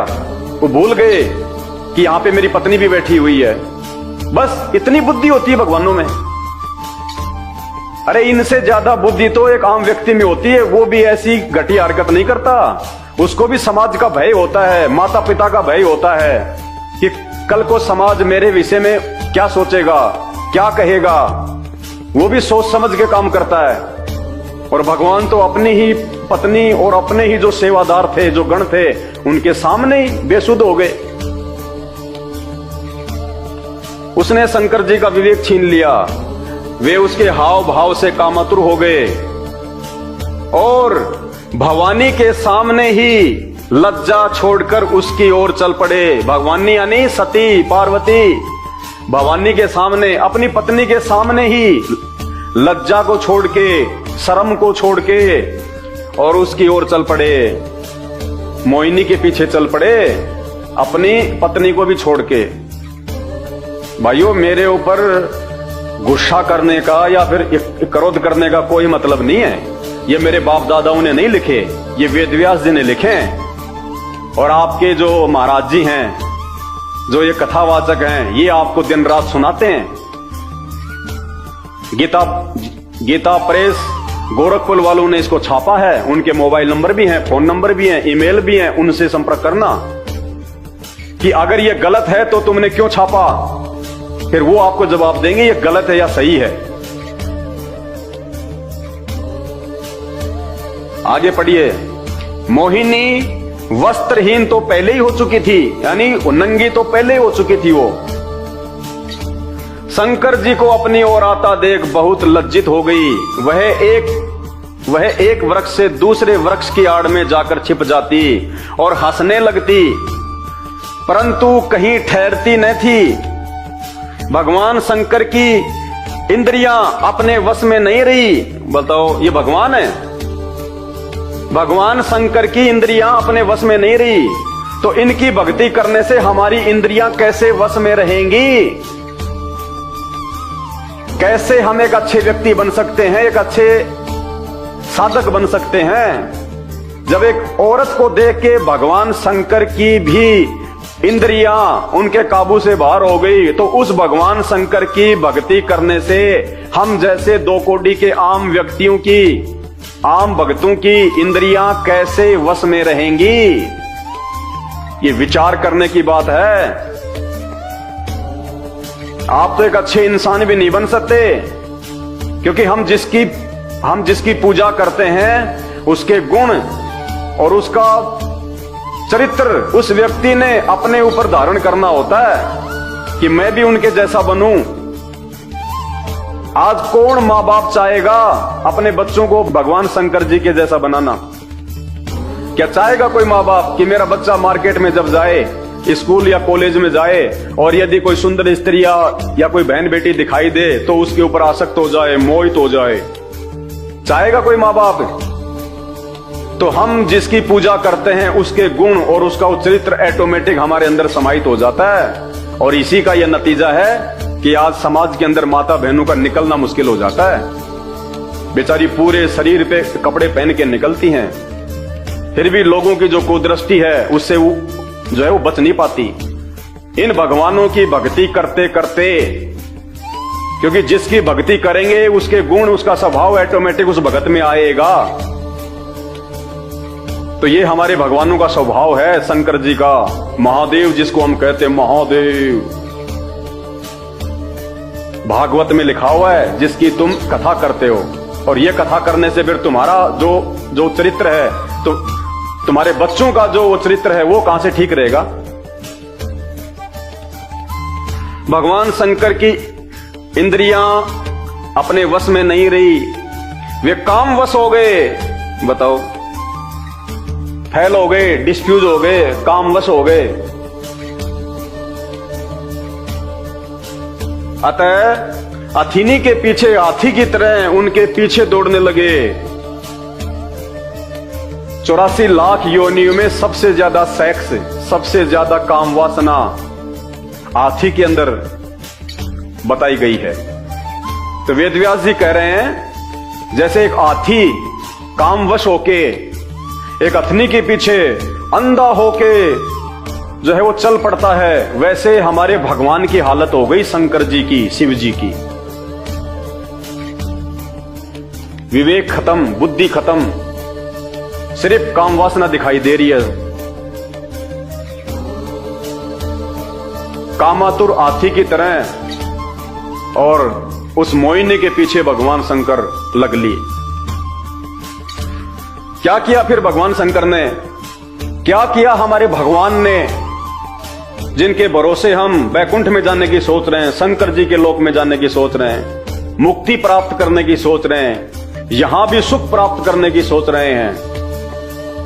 उन्होंने, यानी भगवान शंकर ने अत्यंत वेग से यानी दौड़ के भाग के उसका पीछा करके पीछे से उसका जूड़ा पकड़ लिया, पीछे से उसका जूड़ा पकड़ लिया मोहिनी का भगवान शंकर ने। और उसकी इच्छा न होने पर भी उसे दोनों भुजाओं में भरकर हृदय से लगा लिया। आज अगर कोई किसी लड़की को छेड़ देता है और वो मुकदमा कर देती है तो पॉक्सो एक्ट लगता है, 10 साल की जेल है। तो क्या हम ये सीखें अपने भगवान से कि अगर तुम्हें कहीं भी मार्केट में या बाजार में, स्कूल में या कॉलेज में कोई सुंदर लड़की दिखाई दे जाए तो तुम उसके ऊपर आसक्त हो जाओ और उसको वहीं पकड़ लो, उसको सबके सामने उसकी बात भर लो? ये सीखेंगे हम भगवानों से। ये चरित्र होता है भगवान का जिसको हम भगवान कहते हैं। इनकी पूजा हम करें ताकि इनका स्वभाव, इनके गुण हमारे अंदर भी आ जाएं और रोज हमारे यहां पे जूते लगे। भाई और बहनों, विचार करो, ये संत रामपाल जी ने नहीं लिखे, मैंने नहीं लिखे, वेद व्यास जी ने लिखा है, गीता प्रेस गोरखपुर वालों ने छापा है और आपके धर्मगुरु लेके आते हैं और आपको ये कथाएं सुनाते हैं। सवाल करो उनसे कि क्या एक भगवान का ऐसा चरित्र होता है क्या? अपनी पत्नी के सामने दूसरी औरत के ऊपर आसक्त हो गए, अपनी ही पत्नी के सामने दूसरी औरत को बांध भर लिया, संभोग करने की दृष्टि से काम वासना में लिप्त होके। आम व्यक्ति को भी तो इतनी शर्म होती है आज, आम व्यक्ति को भी। अगर कोई व्यक्ति अपनी औरत के साथ कहीं जा रहा है, चाहे कितनी सुंदर क्यों ना आ जाओ, वो व्यक्ति में भी इतनी कॉमन सेंस होती है, वो भी ऐसी नीच और गंदी हरकत नहीं करेगा जो हमारे भगवान कर रहे हैं। ये पूजा के योग्य हैं। जीवन बर्बाद कर देंगे ये नकली संत महात्मा शंकराचार्य गुरु, ये कथावाचक आपका जीवन बर्बाद। समय रहते संत रामपाल जी के सत्संग सुनना शुरू कर दो, ये मानव जीवन व्यर्थ हो जाएगा। वरना यूट्यूब पे जाके सर्च करो सृष्टि रचना संत रामपाल जी भगवान, अगर अपना जीवन बचाना चाहते हो तो। वरना इनकी पूजा करके इनके जैसे ही बनोगे, इनके जैसे ही आज समाज बन भी रहा है। बात बात पे झगड़ा, क्रोध, लड़ाई, ये काम वासना, माता बहनों को गंदी नजरों से देखना। अगर भगवान ऐसा करेगा तो भगत क्या करेगा? अरे गुरु अगर बैंगन खाएगा और चेले को कहेगा कि तू परहेज कर, तो वो कैसे करेगा? कभी नहीं कर सकता। तो आज शंकर के जो भगत हैं वो भी ऐसा ही करेंगे, ब्रह्मा विष्णु महेश के भगत हैं वो भी ऐसा ही करेंगे। आने वाले दिनों में आपको इन्हीं धर्म ग्रंथों से आपको ब्रह्मा जी का बताएंगे। अपनी ही बेटी को उन्होंने पीछे से बांध भर ली काम वासना में होके। चलो शंकर जी तो चलो कोई दूसरी औरत है, ब्रह्मा जी ने तो अपनी खुद की बेटी। भाई शर्म आती है इनको भगवान बोलते हुए। तो कौन है फिर वो भगवान जो ये सृष्टि चला रहा है? अगर शंकर जी अगर सृष्टि चला रहे हैं तो जिस समय मोहिनी का सुंदर रूप देख के शंकर जी का जो विवेक है वो छिन गया, तो शंकर जी को तो सुध बुध रही नहीं, तो सृष्टि कौन चला रहा था फिर उस समय जब शंकर जी अपने होशो हौस में नहीं थे? शंकर जी को मालूम नहीं था कि क्या हो गया। उस समय कौन सृष्टि चला रहा था? वो भगवान कौन है जो इनसे भी ऊपर है, सबसे ऊपर है। उसकी जानकारी संत रामपाल जी ने दी है इन्हीं शास्त्रों में दिखा के। सत्संग सुन लेना यूट्यूब पे जाके, संत रामपाल जी भगवान के सत्संग सृष्टि रचना। भगवान शंकर ने यानी उन्होंने अत्यंत वेग से उनका पीछा करके पीछे से उनका जूड़ा पकड़ लिया और उसकी इच्छा न होने पर भी उसे दोनों भुजाओं में भरकर हृदय से लगा लिया। आपके घर पे आपका कोई दोस्त आ जाए और आपकी बहन को या आपकी औरत को देख के वो भगवान शंकर की तरह हो जाए और काम वासना के वशीभूत हो गए, सेक्स करने की इच्छा से अगर वो आपकी बहन का या आपकी औरत का यदि वो पीछे से जूड़ा पकड़ ले, उसको बांध भर ले, आप क्या करोगे? उसको खीर खिलाओगे?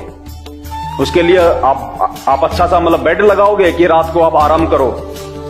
उसी समय जूते मार मार के भगा दोगे आप कि नालायक इंसान, तुझे ये भी नहीं पता कि समाज में कैसे राज आता है। दूसरे की माँ बहन बेटियों को अपनी माँ बहन और बेटी की दृष्टि से जो है वो देखना चाहिए। नालायक इंसान, तुझे इतनी भी तमीज नहीं है। और भगवान की हम पूजा कर रहे हैं जो वही काम कर रहे हैं। उनके आगे हम अगरबत्ती कर रहे हैं, उनके हम फूल चढ़ा रहे हैं कि भगवान बहुत अच्छा, तुम करो, हम संभाल लेंगे, टेंशन ना लो आप। क्यों? क्योंकि आज तक हमारे को इन भगवानों का यह चरित्र इन्हीं शास्त्रों से इन नकलियों ने नहीं दिखाया। इन नकली शास्त्रियों ने, पंडितों ने, ब्राह्मणों ने, इन कथावाचकों ने, शंकराचार्यों ने हमारे को यह सच्चाई नहीं बताई। इन भगवानों की पार्ट 2, केवल पार्ट 1 पढ़ाया हमारे को। मीठी मीठी कथा कहानियां भिलनी राम की, सुदामा श्री कृष्ण जी की मीठी मीठी कहानी सुना सुना के दान पेटियां भरी। ये पार्ट 2 ये नहीं दिखाया, सच्चाई नहीं दिखाई, सिक्के का दूसरा पहलू नहीं दिखाया। क्योंकि ये अगर वो बता दें इन भगवानों के विषय में तो लोग इनको पूजना छोड़ दें और लोग सवाल करें कि ये तो भगवान हो नहीं सकते ऐसे काम करने वाले। भाई भगवान कौन है उसकी जानकारी दो, जो इन गंदे कर्मों से दूर होता है। अरे भगवान भी अगर ये संभोग करेगा, वासना में अगर वो लिप्त रहेगा, किसी भी माँ बहन बेटी को देख के अगर उसको पीछे से बांध भर लेगा, वो भगवान काहे का? तो इनके पास कोई जवाब नहीं होता, क्योंकि इनको तत्व ज्ञान नहीं है। इन पंडितों को, इन कथावाचकों को, इनको सृष्टि रचना का नहीं पता। उसके लिए आपको केवल संत रामपाल जी के सत्संग सुनने पड़ेंगे यूट्यूब पे। सृष्टि रचना संत रामपाल जी भगवान, फिर देखना आपकी आंखें खुल जाएंगी, आंखें कि हे भगवान हमारा तो जीवन बर्बाद हो रहा था, भला हुआ जो समय रहते हमें संत रामपाल जी भगवान के बारे में पता चल गया। उन्होंने अत्यंत वेग से उनका पीछा करके पीछे से उनका जूड़ा पकड़ लिया और उसकी इच्छा न होने पर भी उसे दोनों भुजाओं में भरकर हृदय से लगा लिया। जैसे हाथी हथीनी का आलिंगन करता है, वैसे ही भगवान शंकर ने उसका आलिंगन किया। भगवान शंकर ने बांध भर के छाती से लगा के और जो है वो किस करने लग गए जबरदस्ती। आलिंगन का मतलब किस करना, काम वासना के वशीभूत होके। ये भी नहीं विचार किया कि मेरी पत्नी क्या कहेगी, मेरे बच्चे क्या कहेंगे। किन भगवानों को भगवान मान के भाई साहब हम मुक्ति सोच रहे हैं? ये आप और हमारे जैसे ही हैं। जैसे गांव का एक व्यक्ति 4 वोट लेके और वो मंत्री बन जाए तो उसके हाथ में पावर आ जाती है वो हमारे गांव का ही, हमारे जैसा ही है, बस वो शक्ति उसके हाथ में आ गई। तो ये भगवान शंकर, ब्रह्मा, विष्णु, महेश और देवता, ये भी इंसानी थे, ये भी 84 लाख योनियों में हैं। जब इनका कभी मानव जन्म हुआ था, इन्होंने कोई अच्छी भक्ति की थी, दान पुण्य इन्होंने ठीक ठाक किए थे, जिस कारण से वो भक्ति के प्रभाव से, वो बल से, वो पावर से आज इनको ये पोस्ट मिली हुई है। और जैसे इनकी भक्ति समाप्त होगी, ये भक्ति समाप्त करने के तो लक्षण नहीं है, जैसे इनकी भक्ति समाप्त होगी फिर ये यहीं आएंगे 84 लाख योनियों में। तो ये भी हमारे जैसे ही हैं। लेकिन ये चरित्र देखो, अगर भगवान का ऐसा चरित्र होगा तो भक्ति कौन करेगा? भाई कोई मूर्ख कर सकता है, समझदार व्यक्ति उसकी भक्ति नहीं करेगा जिसका ये चरित्र हो। ऐसे चरित्र वाले को तो लोग अपने जो है वो घर में भी नहीं घुसने दे, अपनी मां बहन बेटियों से दूर रखते हैं, और हम इनको भगवान मान के पूज रहे हैं। भाई विचार करने की बात है। जैसे हाथी हथीनी का आलिंगन करता है, वैसे ही भगवान शंकर ने उसका आलिंगन किया, किस करना शुरू कर दिया। वह इधर उधर खिसक कर छुड़ाने की चेष्टा करने लगी, वो बेचारी अपना बचाव करने लगी और भगवान ने जबरदस्ती पकड़ लिया।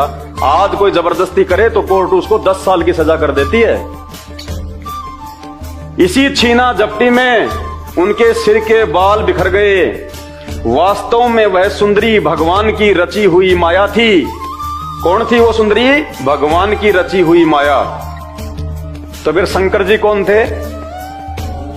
फिर शंकर जी कौन थे? जब वो मोहिनी भगवान की रची हुई माया थी तो फिर शंकर जी कौन थे? फिर शंकर जी तो भगवान हुए नहीं। जो शंकर जी किसी और भगवान की रची हुई माया पे आसक्त हो गए तो वो भगवान कौन है भाई? ये सारा रहस्य आपको समझ में आएगा संत रामपाल जी के जब आप सत्संग सुनना शुरू करोगे। वास्तव में वह सुंदरी भगवान की रची हुई माया थी। इससे उसने किसी प्रकार शंकर जी से भुजा पास से अपने को छुड़ा लिया। बड़ी मशक्कत करके बेचारी मोहिनी ने शंकर जी को अपनी भुजाओं से छुड़ा लिया। अब बताओ, ये तो समर्थ भी नहीं है। अरे यहां कोई पहलवान अगर किसी औरत को पकड़ ले तो वो छुड़ा नहीं सकती। और शंकर भगवान, जिसको हम भगवान कहते हैं, महेश्वर, पावरफुल, और एक औरत उस भगवान से अपने आप को छुड़ा के भाग गई, जबकि भगवान ने तो जबरदस्ती पकड़ रखा था ढंग से। तो भगवान में तो पावर भी नहीं है भुजाओं में, एक औरत छुड़ा के भाग गई। ये भी विचार करने की बात है।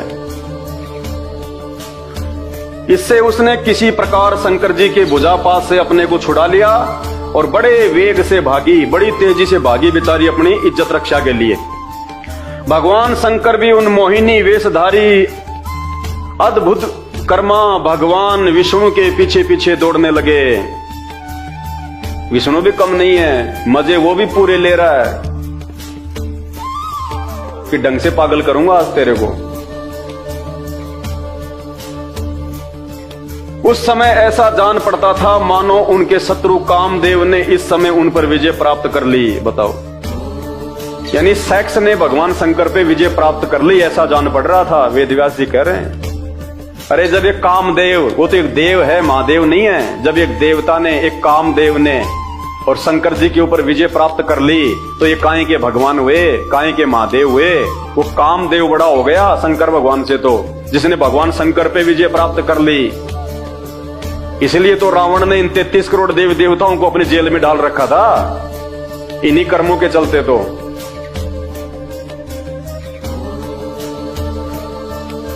कामुक हथनी के पीछे दौड़ने वाले मदोन्नत हाथी के समान वे मोहिनी के पीछे पीछे दौड़ रहे थे। फिर भी भगवान पीछे पीछे हो लिए उसके। यद्यपि अब देखना पुण्यात्माओं, बोलते हुए भी हमें शर्म आएगी, इसलिए मैं हाथ जोड़ के विनती करता हूं, सुनने का प्रयास जरूर करो ताकि आपकी आंखें खुलें कि ऐसे ऐसे कर्म करने वाले भगवान नहीं हो सकते। आपको उस भगवान की आवश्यकता है, स्त्री जिसके आसपास भी नहीं होती, काम वासना जिसके आसपास भी नहीं होती, जिस भगवान के ऊपर ना कोई देव, ना महादेव, ना काम वासना कोई भी विजय प्राप्त ना कर सके। आज इस पूरी पृथ्वी पे वो भगवान, वो परमात्मा संत रामपाल जी हैं। जब तक आप उनका सत्संग नहीं सुनेंगे तब तक आप उनके जीवन के विषय में भी कुछ नहीं जान पाएंगे। भ्रमित करने वाले आपको बहुत करेंगे, लेकिन शास्त्रों में जो सच्चाई है, जो उन्होंने आज आके बताई है, ये भगवान के अलावा कोई दूसरा नहीं बता सकता। क्या किया फिर भगवान शंकर ने? भगवान शंकर का वीर्य अमोघ है, फिर भी मोहिनी की माया से वह संखलित हो गया। इससे घटिया और चरित्र नहीं हो सकता। लेखक कह रहा कि वैसे तो भगवान शंकर का जो वीर्य होता है वो बहुत ज्यादा वो पावरफुल है, अमोघ है, लेकिन उस मोहिनी के रूप को देख के भगवान शंकर का वीर्यपात हो गया। कपड़ों में जैसे रात्रि को सौपन दोष हो जाता है, जब रात्रि में ऐसा कोई सौपन आता है और आदमी का जब वीर्यपात हो जाता है, ये हालत हमारे भगवान की, शंकर जी की। उस मोहिनी के रूप को ही देख के, उसकी सुंदरता को देख के, और भगवान शंकर का उसके कपड़ों में वीर्यपात हो गया। इतने कामातुर हो गए, इतने काम वासना में चले गए, ये भी नहीं ख्याल किया कि सामने मेरी औरत बैठी हुई है, मेरे बच्चे बैठे हुए हैं, मेरे गण बैठे हुए हैं। भला हो जिन्होंने ये शास्त्रों में सच्चाई लिख दी और आज आप और हमारी आंखें खोलने के लिए पर्याप्त है। अगर भगवान इतना ही कमजोर है तो कहां से मुक्ति कर देगा हमारी? अरे ये भागवत सुनने से आपके अंदर काम वासना जागेगी या फिर कोई भक्ति के प्रति आपकी रुचि बनेगी? अगर ये चरित्र पढ़ेंगे तो क्या होगा? आप कहोगे अपने बच्चों को कि तुम्हारे को भगवान शंकर के जैसा बनना चाहिए। कोई माँ बाप नहीं चाहेगा कि मेरा बेटा भगवान शंकर के जैसा बने। ये हालत है। अरे 5 किलो देसी घी का किसी ने हलवा बनाया, हलवा तो बहुत अच्छी चीज होती है, सब कोई जो है खाने की इच्छा होती है, और उसमें एक बूंद यदि कोई जहर की डाल दे, कोई खाएगा उसको? कोई नहीं खाएगा। कोई मूर्ख खाएगा या कोई बिल्कुल जो पागल होगा वो खाएगा, जिसको जहर का नहीं पता। तो ये चाहे कितने अच्छे हों भगवान शंकर, लेकिन एक चरित्र दाग लगा देता है, दाग। भाई और बहनों, विचार करो इन बातों पे। इन संतों ने, महंतों ने, इन पंडितों ने, इन शंकराचार्यों ने, इन भागवत के कथाकारों ने आप और हमारे को कहां मूर्ख बना रखा है। सिर्फ दान दक्षिणा के लिए आप लोगों तक ये सच्चाई नहीं पहुंचाई जा रही। धन्यवाद करो संत रामपाल जी भगवान का, जो सन 1994 से इन शास्त्रों को टीवी चैनलों पे दिखा दिखा के सच्चाई बता रहे हैं, और लाखों की संख्या में भगत आत्माओं ने अपना जीवन धन्य बना लिया। जीवन धन्य। मर्यादाओं के बिना भक्ति नहीं होती, नियमों के बिना भक्ति नहीं होती। जैसे किसी को कोई कैंसर का रोग है, डॉक्टर के पास जाएगा, डॉक्टर ऑपरेशन कर देगा और फिर उसको कुछ परहेज बताएगा। जब तक वो परहेज नहीं निभाएगा उसका इलाज संभव नहीं है, वो स्वस्थ नहीं हो सकता। ठीक इसी प्रकार जो भक्ति होती है उसके नियम होते हैं, मर्यादा होती है, जिनमें एक मर्यादा है दूसरे की मां बहन बेटे को अपनी मां बहन की नजर से देखना, ये नियम है भक्ति का। तो काहे की भक्ति है? शंकर जी तो खुद ही नियम तोड़ रहे हैं, इनके भक्तों पे कहां होगा असर? अरे मैं खाऊं गुड़ और दूसरों को कहूं भैया गुड़ नहीं खाना चाहिए, पेट में कीड़े पड़ जाएंगे, कहां से मेरे शब्द काम करेंगे? नहीं करेंगे। तो शंकर जी का ये चरित्र है तो उनके भक्तों का क्या होगा? कहां जाएंगे उनके भगत? इसलिए तो हम मरने के बाद में उनके श्राद्ध निकालते हैं, क्योंकि भूत बनते हैं सब भूत। ये पूर्ण परमात्मा नहीं है, पूर्ण भगवान नहीं है, सृष्टि का रचनहार नहीं है, ये महादेव नहीं है। ये तो आम इंसान का भी ऐसा नहीं होता है चरित्र। अगर गांव में कोई इंसान अगर सरेआम ऐसा कर दे, उस आदमी को गांव से बाहर निकाल दिया जाता है मुंह काला करके। और शंकर जी की हम घर में मूर्ति लगा के, फोटो लगा के हम इनके आगे अगरबत्ती कर रहे हैं, दिया जला रहे हैं, भगवान मान रहे हैं। भाई हमारी बुद्धि बिल्कुल फेल हो चुकी है, हमें पता ही नहीं फिर कौन भक्ति है और क्या भगवान है। देखा देखी में चल रहे हैं, भेड़ चाल में। जिसने जो बता दिया वो ही पूज लो, अंत में रोगे पछताओगे। जब ये शरीर छूटेगा ना, भगवान हिसाब मांगेगा वहां। वो पूर्ण परमात्मा जो इन सब के ऊपर है, जिसकी जानकारी संत रामपाल जी ने दी है और दुनिया में किसी के पास नहीं है, वो हिसाब मांगेगा एक एक श्वास का, कि बेटा इस श्वास से मैंने तेरे को पूर्ण गुरु से नाम लेके और सही मंत्र जाप करने के लिए दी थी, हिसाब दे। क्या हिसाब दोगे? उस समय ये शंकर जी नहीं आएंगे बचाने, ब्रह्मा विष्णु जी नहीं आएंगे, देव देवता नहीं आएंगे, खुद के कर्म खुद ने भोगने पड़ेंगे। तुम्हारे ये गुरुजन नहीं आएंगे, ये कथा कहने वाले, ये खुद उस समय आपको नरक में पड़े हुए मिलेंगे। विचार करो, अभी समय है। जब तक आप जीवित हैं तब तक समय है आपके पास में। एक बार शरीर छूट गया ना, कोई धनी नहीं है फिर। भगवान शंकर का वीर्य अमोघ है, फिर भी मोहिनी की माया से वह संकलित हो गया। भगवान शंकर का वीर्य पृथ्वी पर जहां जहां गिरा वहां सोने चांदी की खाने बन गई, और उसको तुम अपने कानों में और नाक में और अपने गले में तुम सजा के घूम रहे हो। शर्म की बात है ये। तो ये चरित्र है हमारे भगवानों का। क्या भक्ति करें, कैसे दुनिया का भला होगा? तभी तो हर आदमी की नजर आजकल गंदी हो रखी है। अपनी मां बहन बेटियों को कोई सरेआम नहीं बाहर भेजता मार्केट में अकेला, सब राक्षस बैठे हुए हैं। 5-5 साल की बच्चियों के बलात्कार हो जाते हैं। भाई जब भगवान ऐसा करेंगे तो फिर उसके भगत क्या करेंगे? आम व्यक्ति क्या करेगा? समाज कैसे सुधरेगा? अगर इनका ये चरित्र है तो ये कथाकारों का क्या चरित्र होगा? उनके उजले उजले कपड़ों को देख के मत जाना, अंदर से क्या है वो। जब उनके इष्ट देव का ये चरित्र है तो उनके इष्ट देव की वो कथा करने वालों का क्या चरित्र होगा, क्या उनका स्वभाव होगा? कॉमन सेंस की बात है। दिखने में तो शंकर जी भी बहुत अच्छे लगते हैं, लेकिन पर्दे के पीछे क्या खेल है इस चीज को समझो, अपना जीवन बर्बाद होने से बचाओ भाई और बहनों। ये कोई झूठ नहीं है, पाखंड नहीं है। ये शास्त्र सबके घरों में रखे हुए हैं, नहीं है तो मार्केट से ले आना।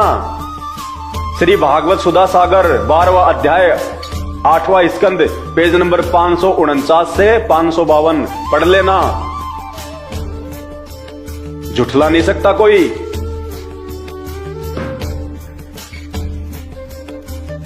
फिर क्या कहा सुखदेव जी ने, हे परीक्षित, वीर्यपात हो जाने के बाद उन्हें अपनी स्मृति हुई। उन्होंने देखा कि अरे भगवान की माया तो मुझे खूब छकाया। कहते हैं वो वीर्यपात होने के बाद में भगवान का जो बुद्धि थी, जो विवेक थी, वापस उनके खोपड़ी में आई और उन्होंने कहा कि अरे ये क्या कर दिया मैंने, ओ हो, भगवान ने तो मुझे बड़ा मूर्ख बनाया। अरे वीर्यपात होने के बाद तो आम व्यक्ति की बुद्धि भी ठिकाने आ जाती है, तो भगवान की आ गई तो जो है कौन सी बड़ी बात हो गई। यहां काम वासना में आदमी जो है दूसरे की औरतों का बलात्कार कर देते हैं जबरदस्ती। बलात्कार के मुकदमे बहुत हो रहे हैं। वो कर तो देते हैं बलात्कार, लेकिन वो बलात्कार होने के बाद में फिर उनकी बुद्धि ठिकाने आ जाती है जब पुलिस के डंडे पड़ते हैं, जब उनको जेल होती है तब। फिर तो इंसानों की भी आ जाती है बुद्धि ठिकाने। कहते हैं फिर बाद में भगवान की स्मृति वापस आ गई। वो पहले कहां चली गई थी, ब्रह्मांड में चली गई थी। वो भगवान ही था तो भगवान की बुद्धि कहां चली गई, और जिसकी बुद्धि जिसकी खोपड़ी से बाहर चली गई वो भगवान कहां हुआ फिर। तो विचार करो भाइयों, जागो। ये शास्त्र और ये शिक्षा, आज से पहले ये शास्त्र हिंदी में अनुवादित नहीं थे। आज से पहले एक ब्राह्मणों के अलावा दूसरों को शिक्षा ग्रहण करने का अधिकार नहीं था। ये उस पूर्ण परमात्मा की हमारे ऊपर मेहर हुई है, जो मालिक ने हमारे को पढ़ाया लिखाया और ये शास्त्रों का हर भाषा में अनुवाद कर दिया, ताकि आज कोई भी धर्मगुरु हमारे को मूर्ख नहीं बना सके इन शास्त्रों को सुना के। तुरंत हम उनसे सवाल करें कि क्या बता रहा भाई, कौन सा भगवान, क्या भगवान, ये भगवानों का चरित्र है क्या, ऐसे होते हैं क्या भगवान? ऐसे तो हम लोग बिना भक्ति के ठीक है। फिर ये कथा सुनाएंगे हम अपने बच्चों को, अपनी माताओं को, अपनी बहनों को, जो तुम्हारे को भी सुनाने में शर्म आ रही है। ऐसा गंदा चरित्र होता है भगवानों का। जागो जागो, समय निकलता जा रहा हाथ से। ये धर्मगुरु नहीं बचाएंगे धर्मराज के दरबार से। उल्टा लटकाया जाएगा, नरक में ठोका जाएगा, फिर 84 लाख योनियों में गधे कुत्ते। आज आप कितने सुखी हो, फिर गधे कुत्ते बन के कहां पे तुम्हारे को सुख होगा। वीर्यपात हो जाने के बाद उन्हें अपनी स्मृति हुई। उन्होंने देखा कि अरे भगवान की माया तो मुझे खूब छुकाया। वे तुरंत उस दुखद प्रसंग से अलग हो गए।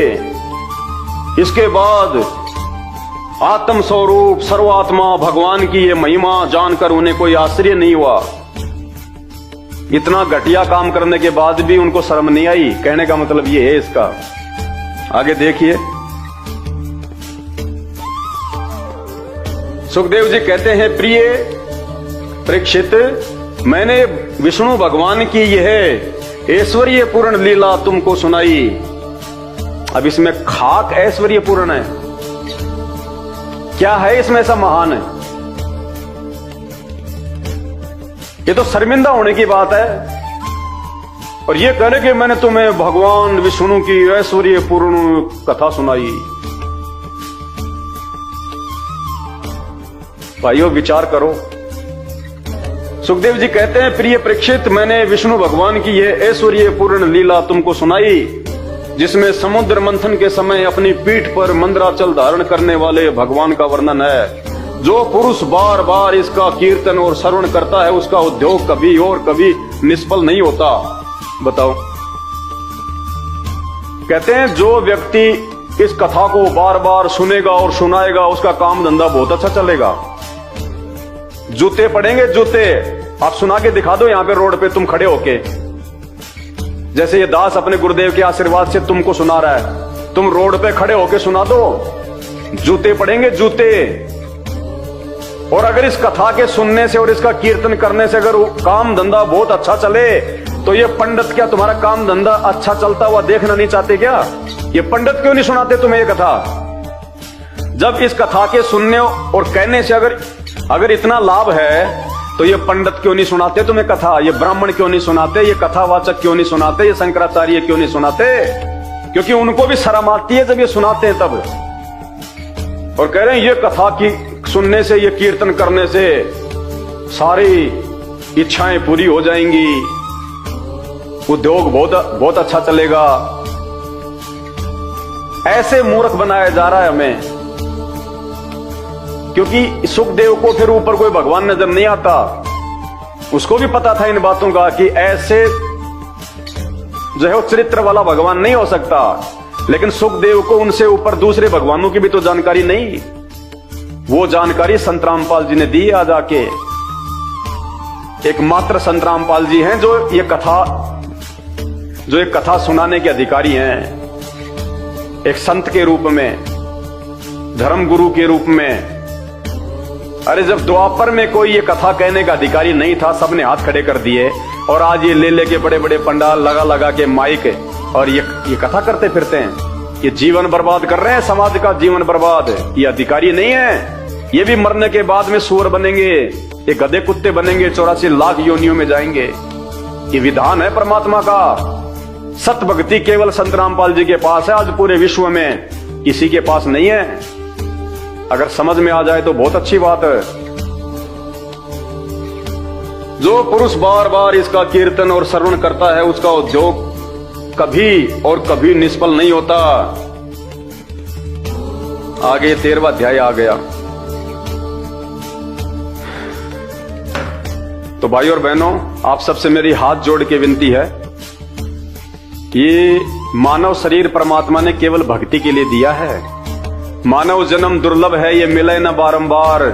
जैसे पेड़ से पत्ता टूट जाए वापस नहीं लगता डाल। एक बार ये छूट गया ना, तो जैसे वो फल या पत्ता पेड़ से टूट के गिर जाता है, फिर वापस नहीं लगता, ये वापस नहीं मिलेगा। और ये जितने भी नकली धर्मगुरु हैं, ये कथावाचक हैं, ये हमारे मानव जीवन को बर्बाद करवा रहे हैं। इनको खुद को शास्त्रों का वास्तविक ज्ञान नहीं है, ना ये कथा करने के ये अधिकारी हैं, ना ये कोई मंत्र देने के अधिकारी हैं, ना इनका कोई चरित्र अच्छा है, ना इनके कोई विचार अच्छे हैं, ना इनकी भक्ति की कोई मर्यादा है, ना कोई नियम है। बस इनको दान दक्षिणा दिए जाओ, बाकी शराब पियो, बीड़ी पियो, मांस खाओ, तुम गुटखा खाओ, चोरी करो, जारी करो, तुम रिश्वत लो, जीव हत्या करो, इनको कोई मतलब नहीं है। समय रहते संत रामपाल जी के सत्संग सुनना शुरू कर दो। रोजाना शाम को 7:30 बजे साधना टीवी चैनल पे 7:30 बजे से 8:30 बजे तक 1 घंटे का सत्संग आता है। बाकी मोबाइल सबके हाथ में है, यूट्यूब पे जाके सर्च करो, सृष्टि रचना संत रामपाल जी भगवान।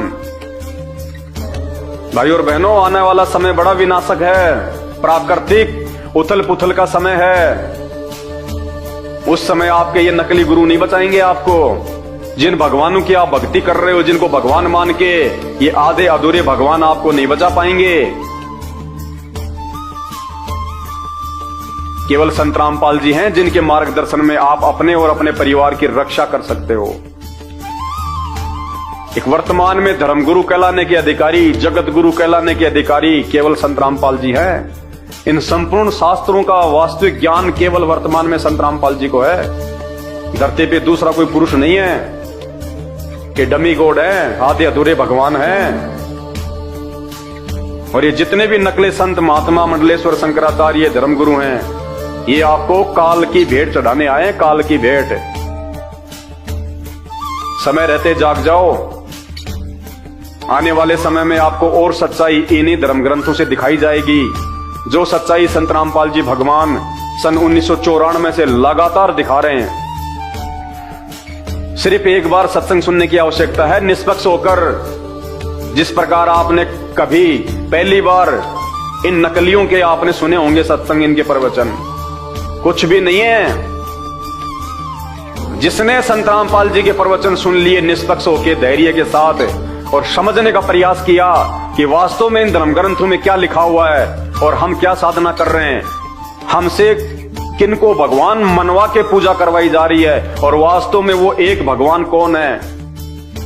सभी धर्मों की संत रामपाल जी ने पुस्तकें दिखा के उन धर्मों के अंदर फैले हुए पाखंड को उजागर किया है। चाहे हिंदू धर्म हो, चाहे मुसलमान धर्म हो, चाहे सिख हो, चाहे ईसाई हो, चाहे जैन हो, चाहे बौद्ध हो, सिर्फ YouTube पे जाके एक बार सत्संग सुनने की आवश्यकता है, वरना अंत में आपके पास में पछताने के अलावा दूसरा कोई चारा नहीं रहेगा। ये ब्रह्मा विष्णु महेश और ये 33 करोड़ देवी देवता, ये आधे अधूरे भगवान हैं, इसीलिए तो हर व्यक्ति इनका मजाक उड़ा देता है। एक वीडियो देखिएगा आप, जिसमें एक संत हैं, अपने आप को वो सनातनी कह रहे हैं, परिवाजक कह रहे हैं, संत का चोला धारण कर रखा है, शंकराचार्य जी की तरह भगवा धारण कर रखा है। और आजकल जो बागेश्वर नाम से कोई संत है, जो हनुमान जी का उपासक है, वो चैलेंज कर रहा है, आप ही का भाई सनातनी, वो चैलेंज कर रहा है कि मैं चैलेंज करता हूं बागेश्वर धाम के धीरेन्द्र शास्त्री को और उसके भगवान हनुमान को, अगर उनमें कोई पावर है तो मेरा सामना करो। वो कह रहा है कि वो पाखंड है सब, हनुमान जी के नाम पे जो भी कुछ वो कर रहा है वो पाखंड है सरासर, और हम पाखंड का समर्थन नहीं करते। और अंत में वो चैलेंज कर रहा है धीरेन्द्र शास्त्री और हनुमान को कि हनुमान अगर है, अगर कोई सिद्धि है तो आओ मेरे सामने, मैं उसको चैलेंज करता हूं।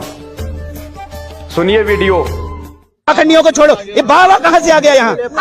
मैं एक परिव्राजक हूँ, मैं परिव्राजक हूँ, मैं पाखंडवाद का समर्थक नहीं हूँ। मैं कहता हूँ, अरे सुनो, मैं कहता हूँ यदि उसके हनुमान में इतनी दम है, बाबा बागेश्वर के हनुमान में इतनी, सुन लो मेरी बात, यदि उसके हनुमान में इतनी दम है तो इस देश के जितने वैश्यालय, जितने कत्ल खाने चल रहे, हनुमान जी जाएं और अपनी गधा से उनका चूरमा बनाएं। बोलो सही कि नहीं? बोलो सही कि नहीं? यदि हनुमान जी इस युग के सिद्ध देवता है, यदि हमको देवताओं के सहारे जीना है, देवताओं के सहारे जीना, तो हनुमान जी जाएं और सारे कत्ल खाने, वैश्यालय, सारे कत्ल खाने अपनी गदा से, अपनी मुष्टिका से उनका पाउडर बनाएं। जैसा उन्होंने लंका में जाके, जैसे लंका में घुस के सर्जिकल स्ट्राइक किया था, वैसे हनुमान जी आज भी सर्जिकल स्ट्राइक करके दिखाएं, तो हम बागेश्वर वाले हनुमान जी को और उनके उन चमचों को चैलेंज करते हैं। बोलो। काफी ज्ञानी लग रहे, कितना पढ़े लिखे हैं आप? अरे हमने पढ़ाई लिखाई तो 2.5 अक्षर प्रेम का, पोथी पढ़ पढ़ जगमुआ पंडित भयानक होए, और 2.5 अक्षर प्रेम का पढ़े सो पंडित होए। तो सुना आपने वीडियो, हनुमान जी को चैलेंज कर रहा है। क्यों चैलेंज कर रहा है? क्योंकि उनको पता है कि ऐसी कोई शक्ति व्यक्ति नहीं है, ये पूर्व जन्म की कोई सिद्धि है, कोई छोटी मोटी, धीरेन्द्र शास्त्री के पास में, जो वर्तमान में वो अपनी शक्ति को बर्बाद कर रहा है, वो खर्च कर रहा है, और अंत में जब उसकी वो शक्ति वो खत्म हो जाएगी लोगों में बांट बांट के, उसका क्या हाल होगा फिर। तो इनको भी पता है इन सब बातों का कि देव देवताओं के नाम पे केवल लोग ढोंग कर रहे हैं, पाखंड कर रहे हैं, लोग अपने धंधे को चमका रहे हैं। तभी तो इन्होंने हनुमान जी को भी चैलेंज कर दिया कि अगर हनुमान जी है तो आओ सामने, क्योंकि इनको सब पता है इन शास्त्रों में क्या लिखा हुआ है, ये कहां तक के भगवान है, कहां तक की इनकी पावर है। एक वीडियो आपको और दिखाते हैं। श्री नरेश चंद्र अग्रवाल जी हैं, राज्यसभा के सदस्य हैं। वो राज्यसभा में, जहां पे देश के नेता लोग बैठे होते हैं, जहां पे बुद्धिजीवी लोग बैठे होते हैं, उन सब के सामने वो एक श्लोक बोल के आपके देवी देवताओं का, आपके भगवानों का, जिनको आप भगवान विष्णु मान के पूज रहे हैं, हनुमान जी मान के पूज रहे हैं, उनका मजाक उड़ा रहे हैं, और उनके साथी तालियां बजा रहे हैं, हंस रहे हैं। वो कहते हैं कि विस्की में विष्णु बसे, विस्की शराब, उसमें कौन बसता है? विष्णु भगवान, जिसको आप भगवान मानते, जिसकी पूजा करते हैं। विस्की में विष्णु बसे, रम में बसे श्री राम।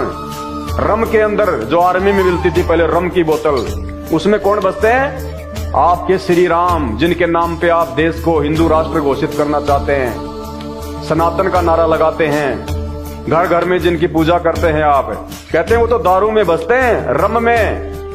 विस्की में विष्णु बसे, रम में बसे श्री राम, जिनमें माता जानकी, माता जानकी, सीता जी को कहां बताया उन्होंने? जिन, जो कि एक शराब आती है। जिनमें बसे माता जानकी, और ठर्रे में हनुमान, देसी पौवा आता ठर्रा, कहते हैं उसमें हनुमान जी बसते हैं।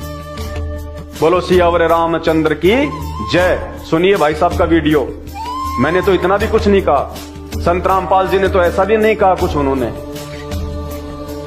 मेरे गुरुदेव भगवान ने तो केवल वो सच्चाई बताई है जो इन शास्त्रों में लिखी हुई है। इसको सुन के भी अगर किसी धर्मगुरु के अगर पेट में दर्द होता है तो भाई ये तो उसकी कमजोरी है। ये सच्चाई तो आज नहीं तो कल ये तो समाज के सामने आएगी। भगवान धरती पे आया हुआ है तो तुम्हारे पाखंड का पर्दाफाश होगा। तुमने जो पूर्वजों को ये भूत पूजा करवा करवा के, ये भागवत सुना सुना के जो तुमने लोगों को भूत बनवा दिया, आज उनके श्राद्ध निकलवाते हो। फिर डबल कमाई, पहले तो भागवत के नाम पे कमाई, फिर मरने के बाद में श्राद्ध के नाम पे कमाई, कर्म कांड के नाम पे कमाई। अब इस पाखंड से पर्दा उठेगा हर धर्म का। धीरे धीरे दूसरे धर्मों में फैले हुए पाखंड का भी वीडियो बनेगा। हमारा मकसद केवल समाज को सत्यता से रूबरू करवाना है। आप जैसे कथावाचक पंडित मौलवी जो दुनिया को भ्रमित कर रहे हैं अपने धंधे के लिए, सबका पाखंड उजागर होगा। परमात्मा धरती पे है, अब तुम छुपने वाले नहीं हो। तुम्हारी दुकानें बहुत चल चुकी हैं, अब नहीं चलेंगी। तो सुनिए भाई साहब का वीडियो और उसके बाद विचार करना कि आपके भगवानों की समाज में कहां तक इज्जत है। विस्की में विष्णु बसे, रम में बसे श्री राम, और जिन में माता जानकी, और ठर्रे में हनुमान। क्योंकि इन भगवानों का जो है वो चरित्र शास्त्रों में है। इसलिए श्रीमान नरेश चंद्र अग्रवाल जी को भी बोलने में कोई शर्म नहीं आई, क्योंकि उनको पता है, उन्होंने कहीं से पढ़ लिए होंगे शास्त्र, किसी ने बता दिया होगा कि ये कहां तक के भगवान है, क्या इनका जो है वो चरित्र है। तो उनको भी बोलने में कोई शर्म नहीं आई और पूरा देश उनका समर्थन कर रहा है। राज्यसभा में जितने भी लोग बैठे हुए हैं जो उनकी बातों पे तालियां बजा रहे हैं, हंस रहे हैं, तो उनका समर्थन कर रहे हैं। तो ये सच्चाई है भगवानों की। सुनिए पहले उनका वीडियो। विस्की में विष्णु बसे, विस्की में विष्णु बसे, रम में श्री राम, जिनमें माता जानकी, और ठर्रे में हनुमान, सियावर रामचंद्र की जय। जबकि मैंने तो अपने गुरुदेव भगवान के आशीर्वाद से आपको वो सच्चाई बताई है जिसको कोई झुठला नहीं सकता।